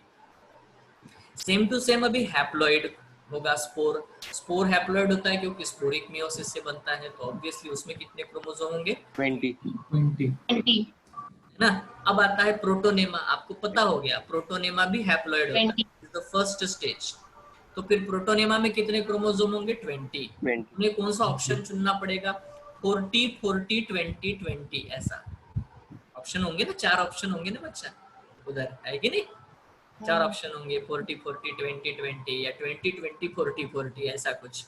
तो you have to choose correctly, बिल्कुल सिंपल है। आई थिंक अगर आपको ये क्वेश्चन का जवाब देने आया बेटा तो आप तैयार हो, आपकी मेंटेलिटी तैयार है ना, आंसर देने के लिए। है ना, अभी हम लोग चेक कर लेते हैं। बहुत सारे लोग किया है 40 40 20 20, है ना। किसी का गलत हुआ है 40, या तो टाइपिंग में गलती हुई हो सकती है, बट बहुत सारे बच्चों ने करेक्ट आंसर दिया है, वेरी गुड। हाँ बोलो। सर एक्चुअली एक डाउट था, वो जो आपने डायरेक्ट और इनडायरेक्ट वाला पॉइंट बोला था ना, तब मेरा लैग हुआ था तो मैंने क्वेश्चन सुना नहीं था, तो आप एक बार रिपीट कर सकते कोई हो? प्रॉब्लम नहीं। देखो डायरेक्ट इनडायरेक्ट में यहाँ पे कुछ है ही नहीं। हमने कहा कि लीवर वर्ट में स्पोर जमीन पे गिरता है तो उससे गैमेटोफाइट बन जाता है। लीवर वर्ट में स्पोर जमीन पे गिरता है तो उससे गैमेटोफाइट बन जाता है ना, ये लीवर वर्ट में। पर मोसेस में ऐसा नहीं होता। स्पोर जमीन पे गिरेगा तो उससे डायरेक्ट बेटा उसका मेन लीफी स्टेज नहीं आता, पहले प्रोटोनेमा स्टेज आती है ना। मतलब उसका जो गैमेटोफाइट का लाइफ साइकिल है ना, वो डेफिनेटली बेटा है ना उसमें बराबर है फरहान शेख, एग्जैक्टली, ठीक है। सो मुद्दा क्या है, हम लोग 100% समझ रहे हैं, है ना। अभी अगर देखो मुझे बड़ी खुशी हुई, आपको अगर ये जवाब देने आ रहा है तो आप समझो ना कि आप कहाँ पे हो अभी, where you are standing, are you clear और नॉट, है ना। तो मुद्दा क्या है कि डायरेक्ट जर्मिनेशन मतलब बेटा स्पोर से गैमेटोफाइट बन जाएगा, कोई बीच में कोई इंटरमीडिएट स्टेज नहीं आती। इंटरमीडिएट स्टेज आ रही है यहाँ पे, स्पोर से डायरेक्ट गैमेटोफाइट नहीं बन रहा, यहाँ इंटरमीडिएट स्टेज आ रही है प्रोटोनेमा। यहाँ क्या आ रहा है, प्रोटोनेमा स्टेज आ रहा है। मैं आपको इसका एक अलग वे समझाऊं क्या, मैं अलग वे बताता हूँ। आपको पता है ना, एग से हैच होने के बाद में चिकन जो है ना, तो उसमें से बेटा है ना छोटे छोटे पिल्ले निकलेंगे और सारे बेटा वो बड़े हो जाएंगे आकार में, है ना। तो वो डायरेक्ट जर्मिनेशन समझ लो, एग से निकला और डायरेक्ट वही पैदा हुआ। अभी जैसे कि हम लोग बटरफ्लाई के केस में देखेंगे, बटरफ्लाई के केस में ऐसा नहीं होगा। एग से जो चीज हैच होकर के निकलेगी बेटा वो होगी कैटरपिलर,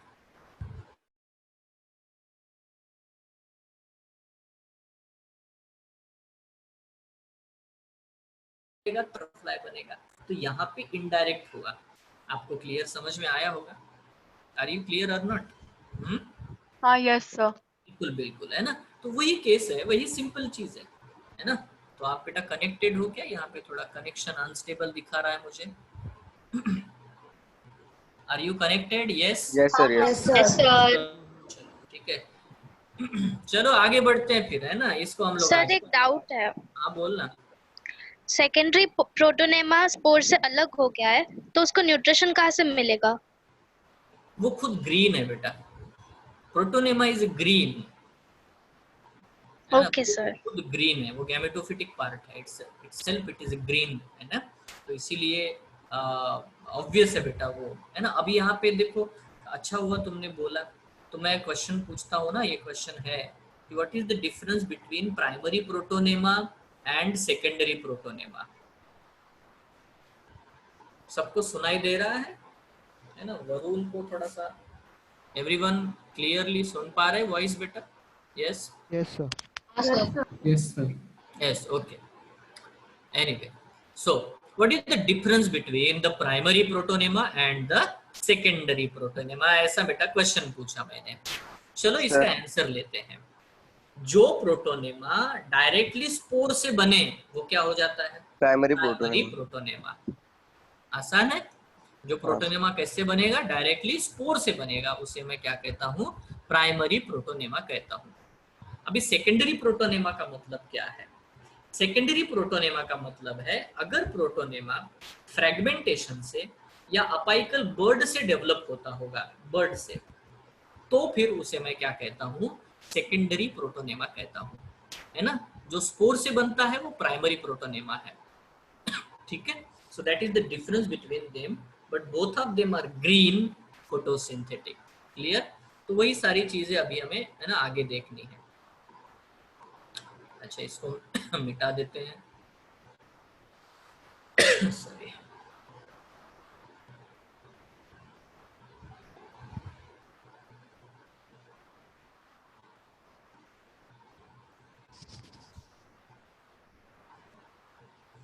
बेटा होता क्या है, कुछ कुछ बच्चों को बीच बीच में सुनाई नहीं देता. इसका मतलब है कि उनका खुद इंटरनेट कनेक्शन है, वो थोड़ा सा फ्लक्चुएशन में चला जाता है ना.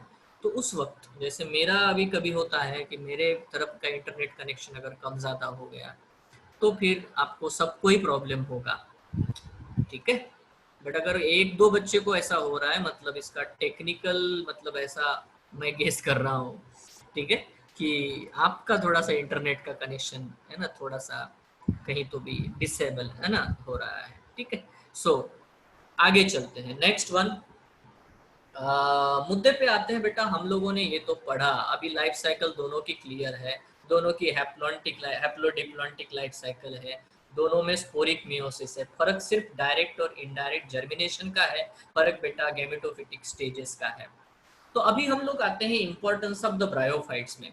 क्या फायदे हैं, क्या इंपॉर्टेंस है ब्रायोफाइट के? पहला बेटा, some mosses provide food for herbaceous mammals and birds. तो जो बर्ड होते हैं, मैमल्स है, वो इनको खाते हैं क्योंकि ये ग्रीन है. ठीक है. It's a simple thing. दूसरा कंसेप्ट है स्पीसीज ऑफ स्पैग्नम. स्पैग्नम एक मॉस टाइप है, एग्जांपल है. ये देखो यहाँ पे मॉस दिया गया है. ठीक है. तो ये जो मॉसेस होते हैं, species of the Sphagnum, moss provide पिट.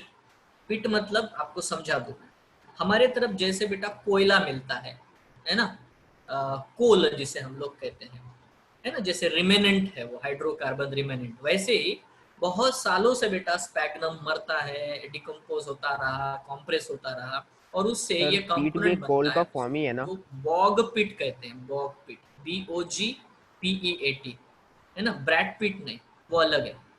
ठीक है. इसको हम जलाते हैं. Clear. So it is used as a fuel. ये फ्यूल जैसा यूज होता है, बट ये यूरोपियन कंट्रीज में ज्यादा देखने को मिलता है, अपने इधर नहीं. अपने इधर इसलिए नहीं क्योंकि हमारे इधर गर्मी ज्यादा है, तो इतना ज्यादा बेटा स्पैग्नम वगैरह ग्रो नहीं होता. हमारे इधर कोल मिलता है ज्यादा. So it is used as a fuel. ये एक है. एक क्वेश्चन नीट में पूछा गया था, वो क्या है आप सुनो. it has a water holding capacity so that used as a packing material for the transshipment of the living material. अब सोचो, है ना, बड़े बड़े जहाजों में मछलियाँ, टमाटर, ये सब भर करके, फ्रूट्स भर करके बेटा एक कंट्री से दूसरे कंट्री में ले जाते थे. एक एक महीना ट्रैवल करते थे. ठीक है. तो ये सारी चीजों को फ्रेश रखना है. तो आपको तो पता है कि थोड़ा थोड़ा पानी छिड़कते रहो तो भी बेटा फ्रेश रहता है. आप जाओ सब्जी, है ना, खरीदने, तो वहाँ वो ऐसा थोड़ा थोड़ा पानी छिड़कते रहते हैं, उसको थोड़ा ड्राई नहीं होने देते. ठीक है. तो सेम थिंग बेटा, सेम फंडा यहाँ पे यूज किया जा रहा है कि जो भी वो बनाए जा रहे हैं, सैक्स बनाए जाते हैं, उसके चारों तरफ से बेटा, है ना, ये स्पैग्नम का जो पीट है उसको ऐसा उसका लेप लगा लेते हैं और उसके अंदर वो फ्रूट्स वगैरह रखते हैं. ऐसा इसीलिए करते हैं क्योंकि इसकी वाटर होल्डिंग कैपेसिटी ज्यादा है. ये फ्रूट्स को वगैरह ड्राई नहीं होने देता, खराब नहीं होने देता. ठीक है. तो एक बार मीट में ऐसा क्वेश्चन आ चुका है, मतलब उन्होंने क्वेश्चन पूछ ही लिया. उन्होंने पूछा कि व्हाई द बॉक पीट is used for the transhipment of the living stock. ऐसा क्वेश्चन आया. अब आपके सामने आंसर है एनसीईआरटी का। आंसर क्या है? Because it has the great water holding water capacity. Holding capacity, यही उसका ऑप्शन लिखना था। और ये पीवाईक्यू है, पीवाईक्यू मतलब प्रीवियस ईयर क्वेश्चन, जो नीट में आ चुका है।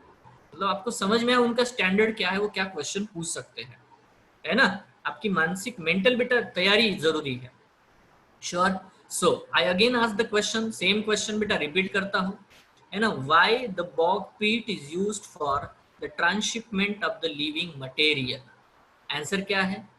Because they have Has water holding high capacity. Water holding capacity, पानी को जमा करके रखते इसलिए वो फ्रेश। और कौन सा मॉस है रे, उसका नाम क्या है रे, जो बॉकपीट में यूज होता है? No. स्पैग्नम। क्या नाम है उसका? स्पैग्नम। ठीक है, so this is the name, sphagnum. ठीक है, तो ये हो गए दो सिग्निफिकेंस। उसके बाद एक और इम्पोर्टेंस है इसका, they are ecologically important. Ecologically बहुत इंपॉर्टेंट है because of their role in the plant succession on a bare rock और सॉइल। अब ये सक्सेशन वाला कंसेप्ट हमें 12th स्टैंडर्ड में है, आपके इकोलॉजी वाले पार्ट में। सक्सेशन का मतलब क्या है थोड़ा समझ लेते हैं। कहीं पे भी जहां जंगल नहीं है, जहां वेजिटेशन नहीं है, वहां जाकर के बेटा ये सबसे पहली बार वहां बेटा अपना पैर रखते हैं और वहां पे ग्रो होना शुरू हो जाते हैं। ठीक है, जैसे यहाँ पे बहुत ज्यादा वाटर है, वाटर ही है, यहाँ कोई वेजिटेशन नहीं है, ये प्राइमरी लेवल पे। बट आफ्टर सम इयर्स, है ना, कुछ सालों बाद में बेटा यहाँ पे वो पानी एरिया खत्म हो गया और यहाँ पे वेजिटेशन अच्छा खासा ग्रो हो गया। ऐसा क्यों हुआ? यहाँ पे जाके ये सब कुछ किसने किया, है ना, ये पूरा ऑर्गेनिक मैटर किसने जमा किया? खुद गए, पैदा हुए, मर गए, पैदा हुए, मर गए, और मिट्टी की लेयर बना दी पूरी, ताकि और नए पेड़ वहां पे जाके ग्रो हो सके। ठीक है, और एक दिन यहाँ पे बेटा ये पूरी वाटर बॉडी खत्म हो जाएगी और एक पूरा, है ना, प्रॉपर बेटा क्लाइमेक्स कम्युनिटी फॉरेस्ट जो है यहाँ पे खड़ा हो जाएगा। ये हजारों सालों की प्रोसेस है, इसी को हम लोग सक्सेशन कहते हैं, प्लांट सक्सेशन। ठीक है, तो एक बंजर जमीन के ऊपर बेटा फॉरेस्ट आ जाता है। ठीक है, बहुत साल लगते हैं इसे, बट पहला कदम कौन रखेगा? पहले है ना, बंजर जमीन पे जो बेयर लैंड है वहां पे जाके, है ना, सबसे पहला कदम कौन रखता है? तो आंसर आपको लिखना है मॉसेस एंड लाइकेन। सबसे पहली चीज, है ना, सबसे पहली बार जहां वहां जाएंगे और मॉसेस और लाइकेन जो है बेटा वो जाकर के डिकम्पोज करते हैं, रॉक्स को डिकम्पोज करते हैं और वहां की मिट्टी बेटा सुटेबल बनाते हैं for the vegetation, for the higher plants. ठीक है, so that is the simple thing we have to understand. जहां वेजिटेशन नहीं है वहां वेजिटेशन की शुरुआत करना बेटा, है ना। इसीलिए मैं यहाँ पे वर्ड लिखता हूँ, आप लोग वर्ड लिख के रखना, है ना, वर्ड लिख के रखना। वर्ड है बेटा कि mosses and lichen, mosses are and lichen are the examples of they are the pioneer species.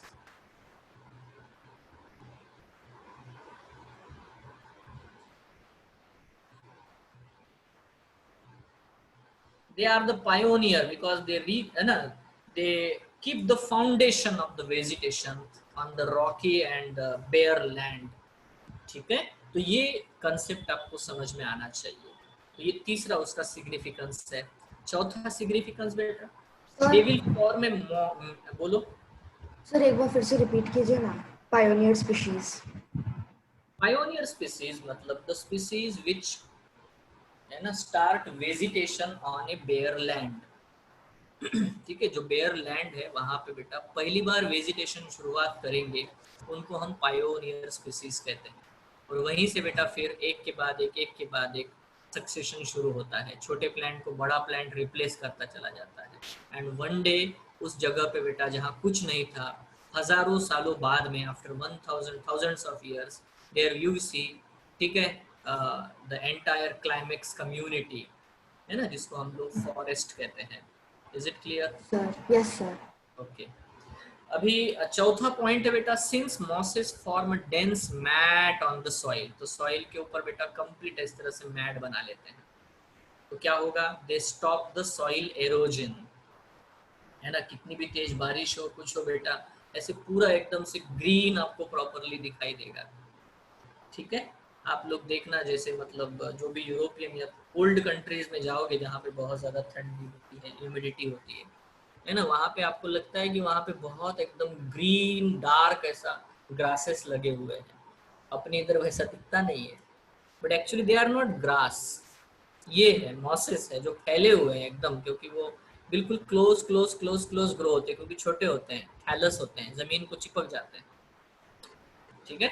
So that they form a green mat on the soil and so that that mat है ना prevent from the soil erosion. तो बेटा चार कौन कौन से significance है बताओ, तो कौन कौन से सिग्निफिकेंस है? एक है food for the mammals and birds, है ना, जो पहले पढ़ा।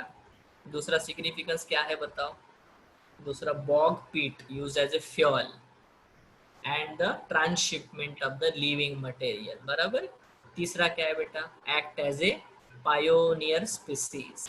और चौथा क्या है बेटा? Prevent soil erosion. हो गया ना? यही चार सिग्निफिकेंस आपको ब्रायोफाइट के याद रखने हैं। इजी है, इनका उतना ज्यादा कुछ इम्पोर्टेंस नहीं है जितना एल्गी वगैरह का है, उतना बेटा इनका है ना इम्पोर्टेंस तो नहीं है।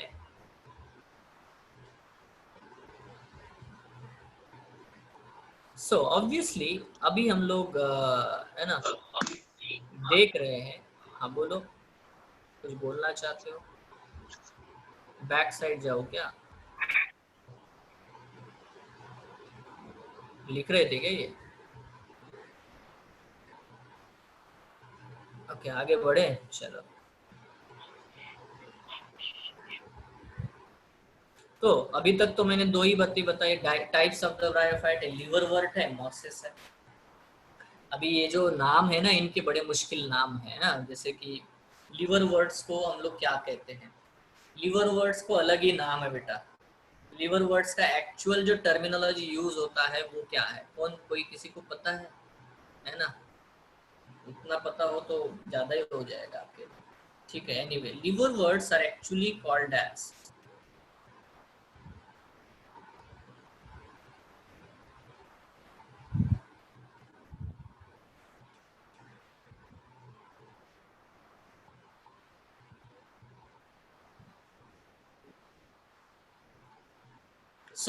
अरे एक ब्रैकेट है, ठीक है। तो उनको हम हिपेटिकॉप्सीडा कहते हैं। They are called as what? The Hepaticopsida. This is the word हिपेटिकॉप्सीडा।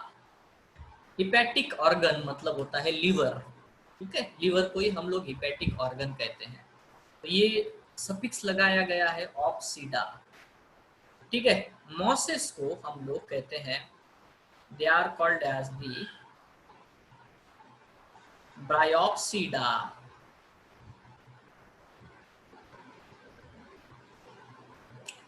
ठीक है। ब्रायोप्सीडा, लिवरवर्ट्स, हिपेटिकॉप्सीडा और मॉसेस जो है ब्रायोप्सीडा।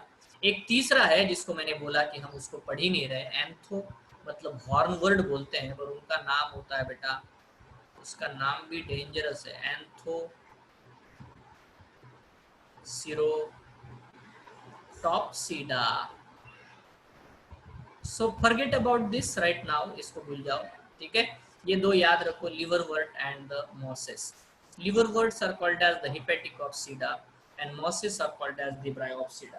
और ये बात याद रखना बेटा, मैं एंथोसिरोप्सीडा को भी आपको बताऊंगा, है ना, डिटेल में बताऊंगा, छोड़ूंगा नहीं, ठीक है। बट वेट एंड वॉच, है ना, कैसे कैसे आगे बढ़ती है गाड़ी वैसे हम लोग देखेंगे। तो दो प्रकार के मॉसेस के बारे में हम लोग पढ़ रहे हैं, दोनों की लाइफ साइकिल मैंने आपको बता दी, ठीक है।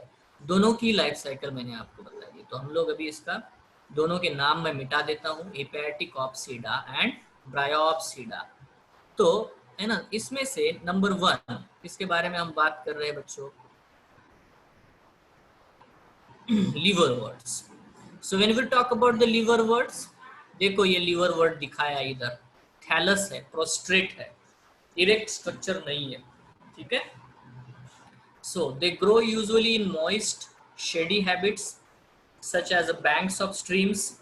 ये देखो है ना, नदी झरने बह रहे हैं, उनके आजू बाजू में ग्रो होते हैं, ठीक है। Marshy ground, damp soil, bark of trees and deep in the woods, ठीक है। ये वहीं पे ग्रो होंगे जहाँ पे ह्यूमिडिटी होगी, शेडी प्लेसेस होंगे। Their plant body is a thalloid, thalloid मतलब थैलस होता है, no root, no stem, no leaves, example Marchantia. Thallus is a dorsiventral, dorsiventral मतलब चपटा, पापड़ जैसा, डॉर्सल और वेंट्रल साइड से है ना plain, dorsiventral and closely appressed to the substratum मतलब जमीन को चिपका होता है पूरी तरह से, क्लोजली एप्रेस्ड मतलब जमीन को चिपका होता है, ठीक है। सो द लीफी मेंबर्स, कभी कभी ऐसा होता है कि लीवरवर्ट्स में जो लीफी मेंबर्स पाए जाते हैं, है ना, जो लीवरवर्ट्स में लीफी मेंबर्स पाए जाते हैं उनमें ऐसा एक्सिस होता है बीच में, है ना, और इस एक्सिस के इधर बेटा इस तरह से दोनों तरफ बेटा लीफ लाइक अपेंडेजेस पाए जाते हैं, जैसे एक साइड में है वैसा दूसरे साइड में होते हैं। तो हम लोग यहाँ पे याद रखें कि 2 rows of the leaf like appendages are present. The leafy members have a tiny leaf like appendages in 2 rows on the stem like structure. अरे ये जो मॉसेस है ना, मॉसेस, इनका जो एक्सिस होता है ना ऐसा, तो इस एक्सिस के ऊपर लीफ यहाँ पे है, फिर यहाँ पे है, यहाँ पे इससे स्पाइरल अरेंजमेंट होती है, ऐसे रोज में नहीं होते, दे आर स्पाइरली अरेंज्ड, ठीक है। So I am asking question, अगर लीवरवर्ट में लीफी स्टेज आती है तो लीफ का अरेंजमेंट कैसा होता है, इन 2 rows, बट बेटा जब मॉसेस में होता है तो वो कैसा होता है, स्पाइरल अरेंजमेंट, है ना, तो दोनों में फर्क है, बी केयरफुल, ठीक है। तो ये हो गया दोनों में बेटा, है ना। तो यहाँ पे हम लोग लीवरवर्ट्स को देख रहे हैं, तो आगे बढ़ते हैं, ठीक है, श्योर। तो आगे बढ़ते बेटा, यहाँ पे नोटिस करने वाला पॉइंट है रिप्रोडक्शन। रिप्रोडक्शन 3 प्रकार के हो सकते हैं, है ना, एक तो वेजिटेटिव है ना, एक तो असेक्सुअल है और एक है सेक्सुअल।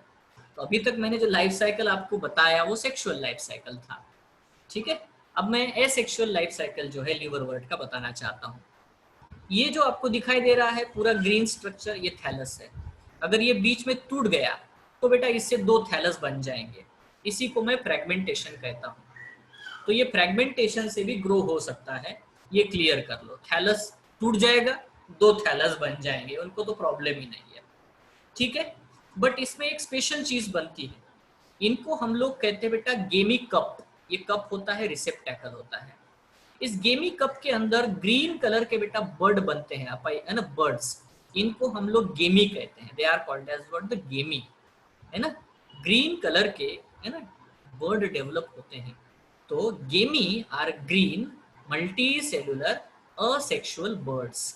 इसके अंदर बेटा ये जो कप होता है ना, इस कप के अंदर बर्ड्स होते हैं, बहुत सारे बर्ड पैदा होते हैं, ठीक है, asexual bud that develop in a small receptacle. इसी रिसेप्टैकल को हम लोग कहते हैं कप, गेमी कप। नॉर्मल है, डॉर्सल साइड के ऊपर बेटा गेमी कप पैदा होते हैं और गेमी कप में बहुत सारे ग्रीन मल्टीसेलुलर बर्ड होते हैं जिनको हम गेमी कहते हैं, ठीक है। जब ये गेमी इससे टूट जाते हैं और जमीन पे गिरेंगे, इसके बाजू में इधर गिर जाएगा, यहाँ से टूट के इधर गिर जाएगा, तो बेटा ये सारे गेमी जो है develop into the other gametophyte, ठीक है। तो ये डायरेक्ट असेक्सुअल रिप्रोडक्शन है, ठीक है।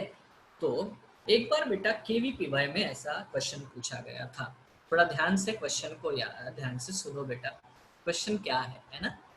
उन्होंने पूछा कि इफ ए गेमी कप कंसिस्ट ऑफ, क्वेश्चन को बड़ा ध्यान से सुनो, है ना, इफ ए गेमी कप कंसिस्ट ऑफ 32 गेमी, है ना, क्या क्वेश्चन है, एक गेमी कप में अगर 32 गेमी होंगे तो उससे कितने थैलस डेवलप हो सकते हैं, है ना, ऐसा क्वेश्चन है। क्वेश्चन समझ में आया, सबने सुना क्या, हाँ ना, कुछ Yes, आवाज sir. लिखा, क्वेश्चन लिखा, ठीक है।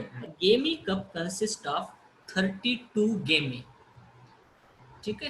How many thallus it can develop, है ना, मैक्सिमम, तो ये मैक्सिमम कितने थैलस डेवलप करा सकता है। तो अब हमें ये स्टेटमेंट लिख के रखना है। स्टेटमेंट ये है कि सिंगल गेमी जो होता है, एक गेमी, है ना, गेमी का जो स्ट्रक्चर है बच्चों, है ना, अगर हम गेमी को देखते हैं एक एक जो गेमी बाहर निकालेंगे, है ना, सो हियर बेटा एक जो गेमी होगा, सिंगल गेमी, उसका स्ट्रक्चर ऐसा होता है, ये ऐसा है, दिस इज अ सिंगल गेमी। इसको दो ग्रोइंग पॉइंट है, इधर एक और इधर एक। जैसे ही जमीन पे गिरते हैं तो यहाँ से टूट जाता है और इधर एक थैलस बनाता है और इधर एक थैलस। मतलब बेटा एक गेमी से कितने थैलस बनते हैं? 2। तो फिर बेटा 32 किससे? 64। 64। ये आंसर है, ठीक है। तो this is what the answer you have to write down. Done? समझ में आया? अभी इसका एक्सप्लेनेशन, इसका जस्टिफिकेशन क्या है? A single gemmae have a 2 growing points, it can produce 2 thallus. Easy है, समझ गए ना? नॉर्मल है, हाँ पक्का? चलो तो ये हमारा आंसर आ गया। आगे बढ़े? सर 1 मिनट भर ये लिखने का बाकी है। हाँ लिखो।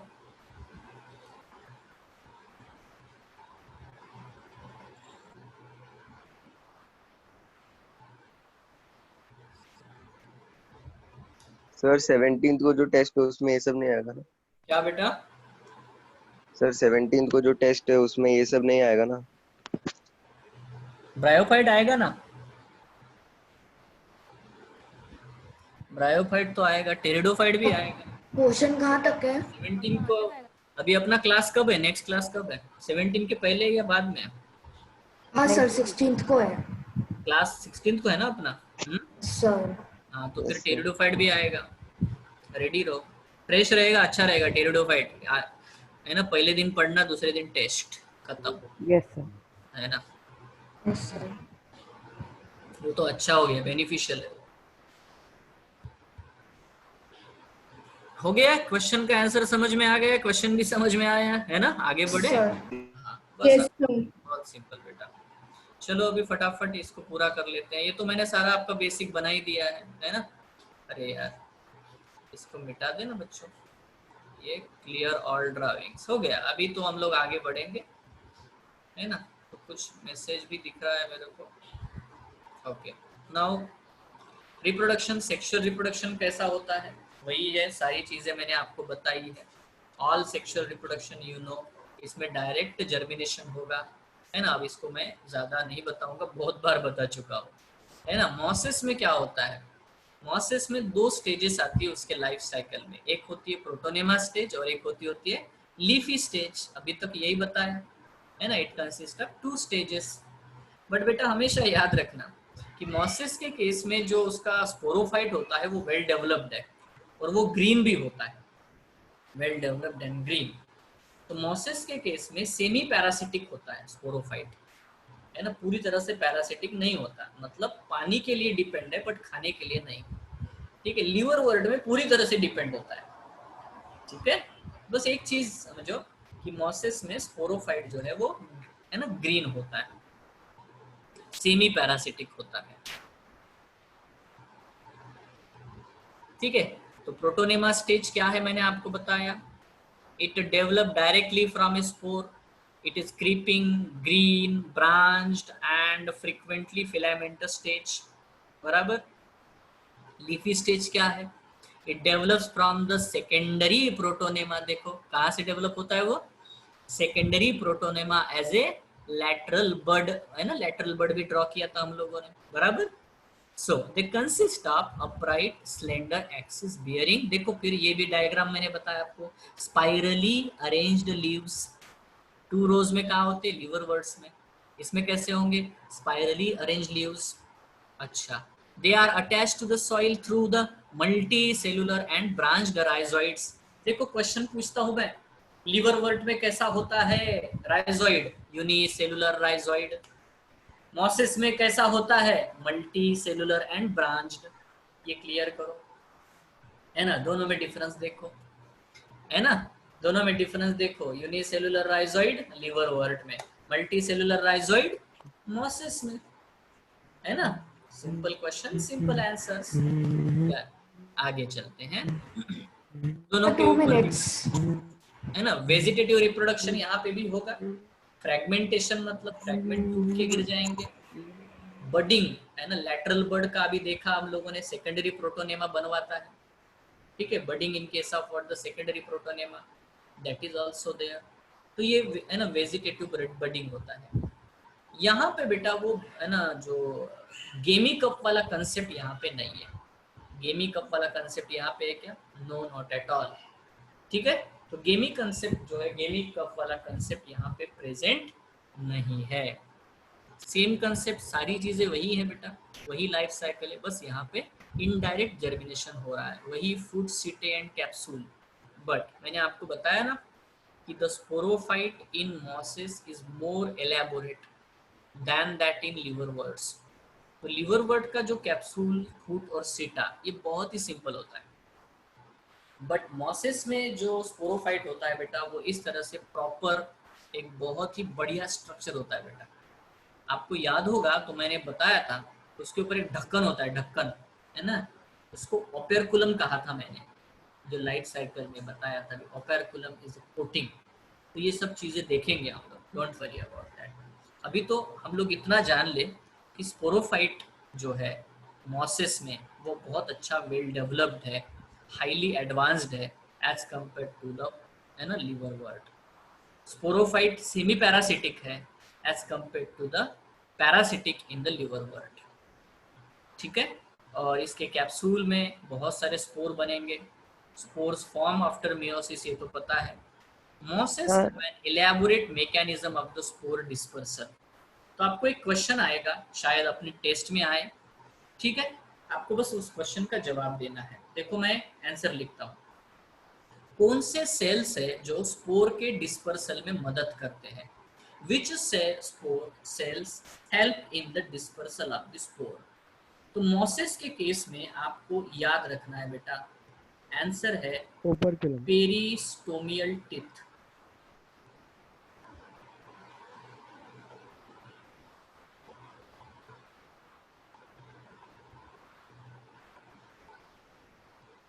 ठीक है, पेरिस्टोमियल टिथ आर फाउंड, यहाँ पे होते हैं वो, इधर ऊपर साइड में बेटा पेरिस्टोमियल टिथ होते हैं।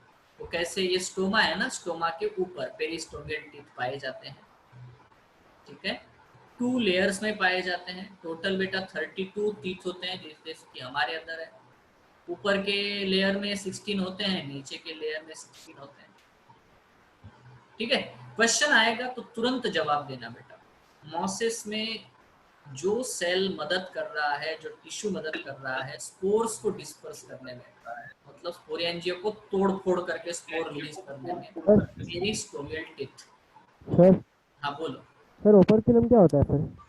ओपेरकुलम इसके ऊपर का ढक्कन है बेटा, जो पेरिस्टोमियल टिथ को भी ढक के रखता है। जैसे तुम्हारे पास दांत है, पर दांत के ऊपर भी गाल है, माउथ है, वैसा, समझ रहे हो? सर नहीं समझा है ना। So there is what the layer of the cells, है ना, बट ये इलेबोरेट मैकेनिज्म है, उसको समय लगेगा बेटा, थोड़ा धीरे धीरे उसको देखना पड़ेगा। हम लोग जब सारी एक साथ चीजें पढ़ते हैं ना, तो हम लोगों का कंसेप्ट में थोड़ा है ना क्लियरिटी नहीं आती। अभी हमें करना क्या है, डेटा नहीं बढ़ाना है। अभी तो मैं लाइफ साइकिल में उलझा हुआ हूँ, आपको लाइफ साइकिल आपका स्ट्रॉन्ग बन जाए, फिर डेटा और ऐड किया जा सकता है। जैसे जैसे आपके अंदर मेच्योरिटी आएगी, वैसे वैसे ज़्यादा कंसेप्ट जोड़ा जा सकता है। ठीक है ना, मुद्दा यहाँ पे क्लियर करो बेटा। मैं सिर्फ 2 क्वेश्चन आपको पूछ रहा हूँ। क्वेश्चन नंबर 1 कि यहाँ पे कौन से सेल प्रेजेंट है, कौन से सेल प्रेजेंट है जो स्पोर के डिस्पर्सल में मदद करते हैं? आंसर है बेटा पेरिस्टोमियल टिथ। ठीक है, उनका नेचर कैसा है, how they are? So they are hygroscopic in nature.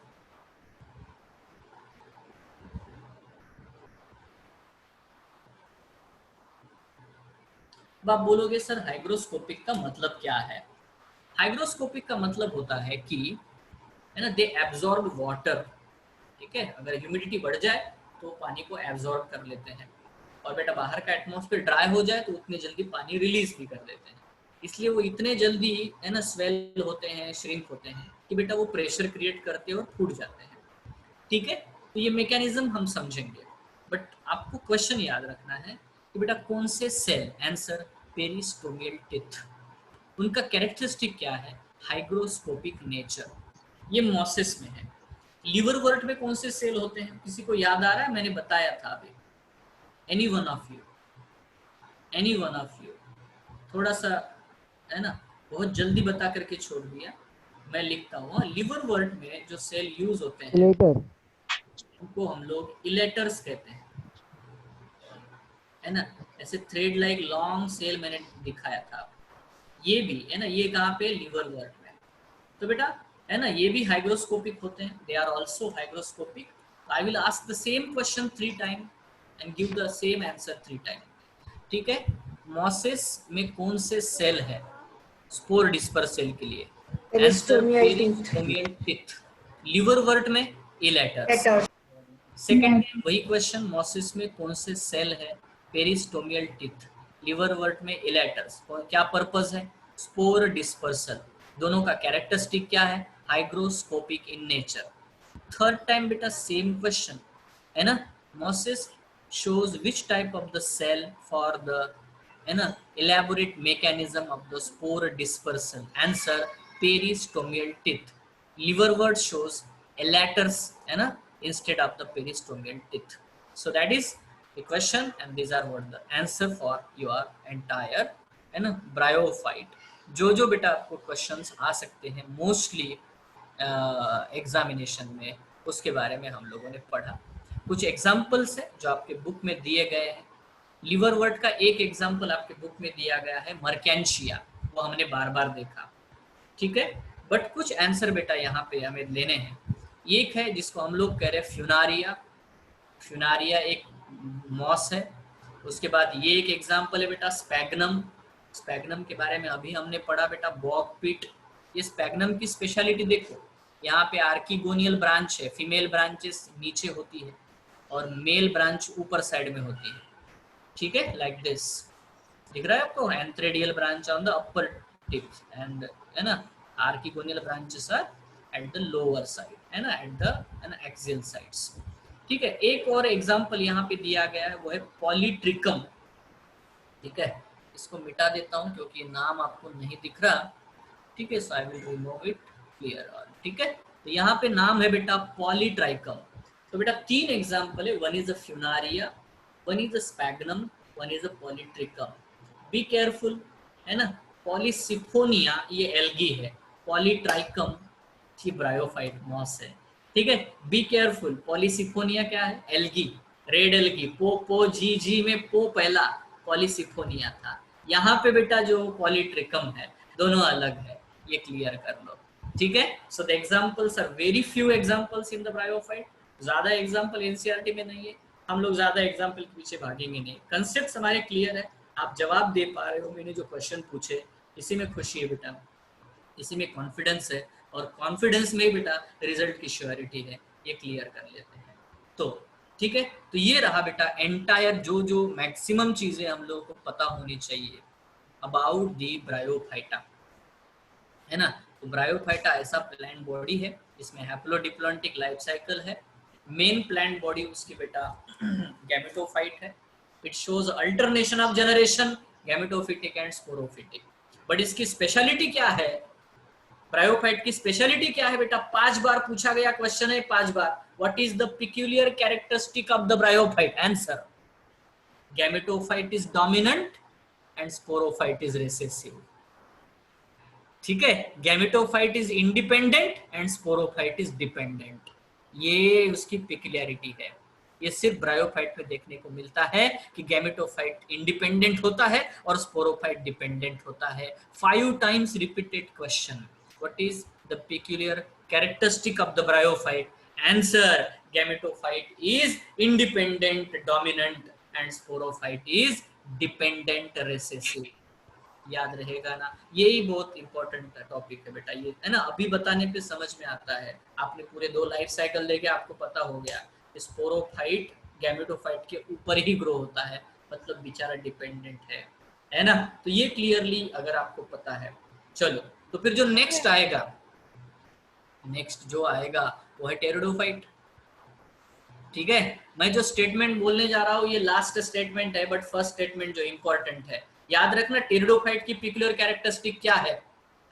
Pteridophyte का पिक्यूलियर कैरेक्टरिस्टिक है बेटा, ब्रायोफाइट का जैसे था वैसे अभी टेरिडोफाइट का पिक्यूलियर कैरेक्टरिस्टिक है, both of them are independent, दोनों इंडिपेंडेंट है।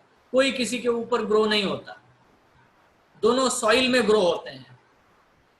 ब्रायोफाइट में स्पोरोफाइट गैमेटोफाइट के ऊपर ग्रो होता था, बट यहाँ पे ऐसा नहीं है।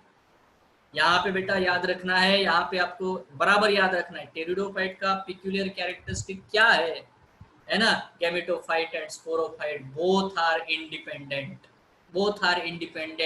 बोथ ग्रो ऑन सॉइल, है ना, इंडिपेंडेंटली।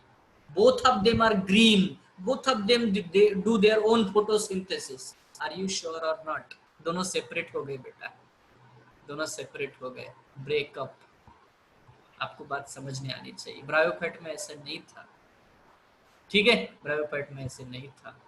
तो ये स्टोरी देखो कैसे आगे बढ़ रही है, इवोल्यूशन कैसे आगे बढ़ रही है। एल्गी में स्पोरोफाइट ही नहीं था, कहानी सुनो, एल्गी में स्पोरोफाइट ही नहीं था, गैमेटोफाइट था, हैप्लॉइड था बॉडी।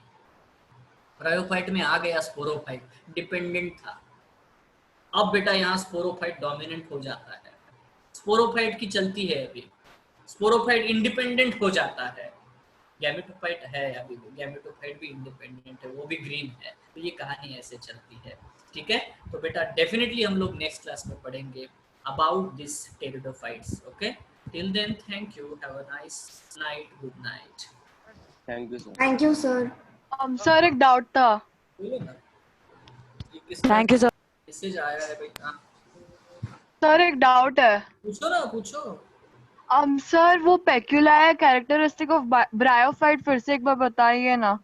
क्या क्या क्या?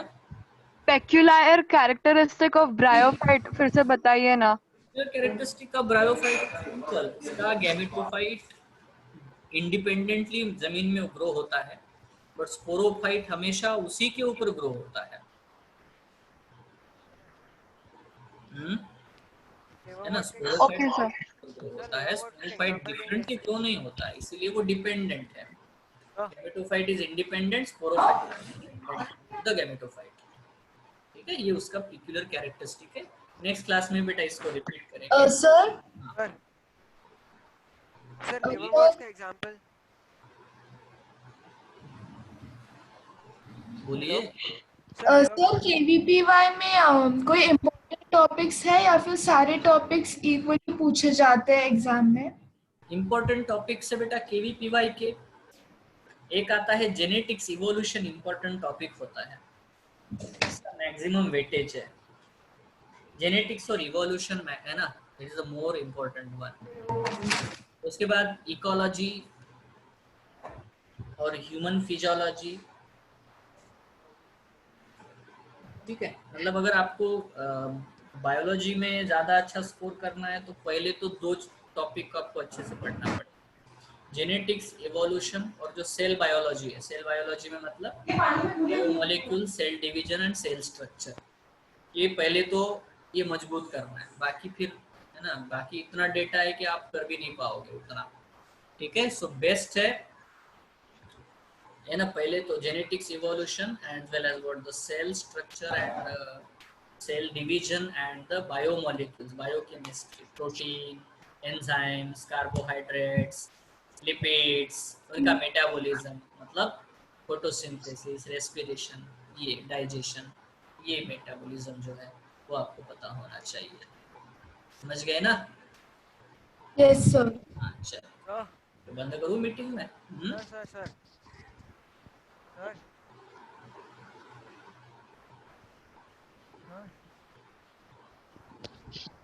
लिवरवॉर्ट्स का एग्जांपल क्या है?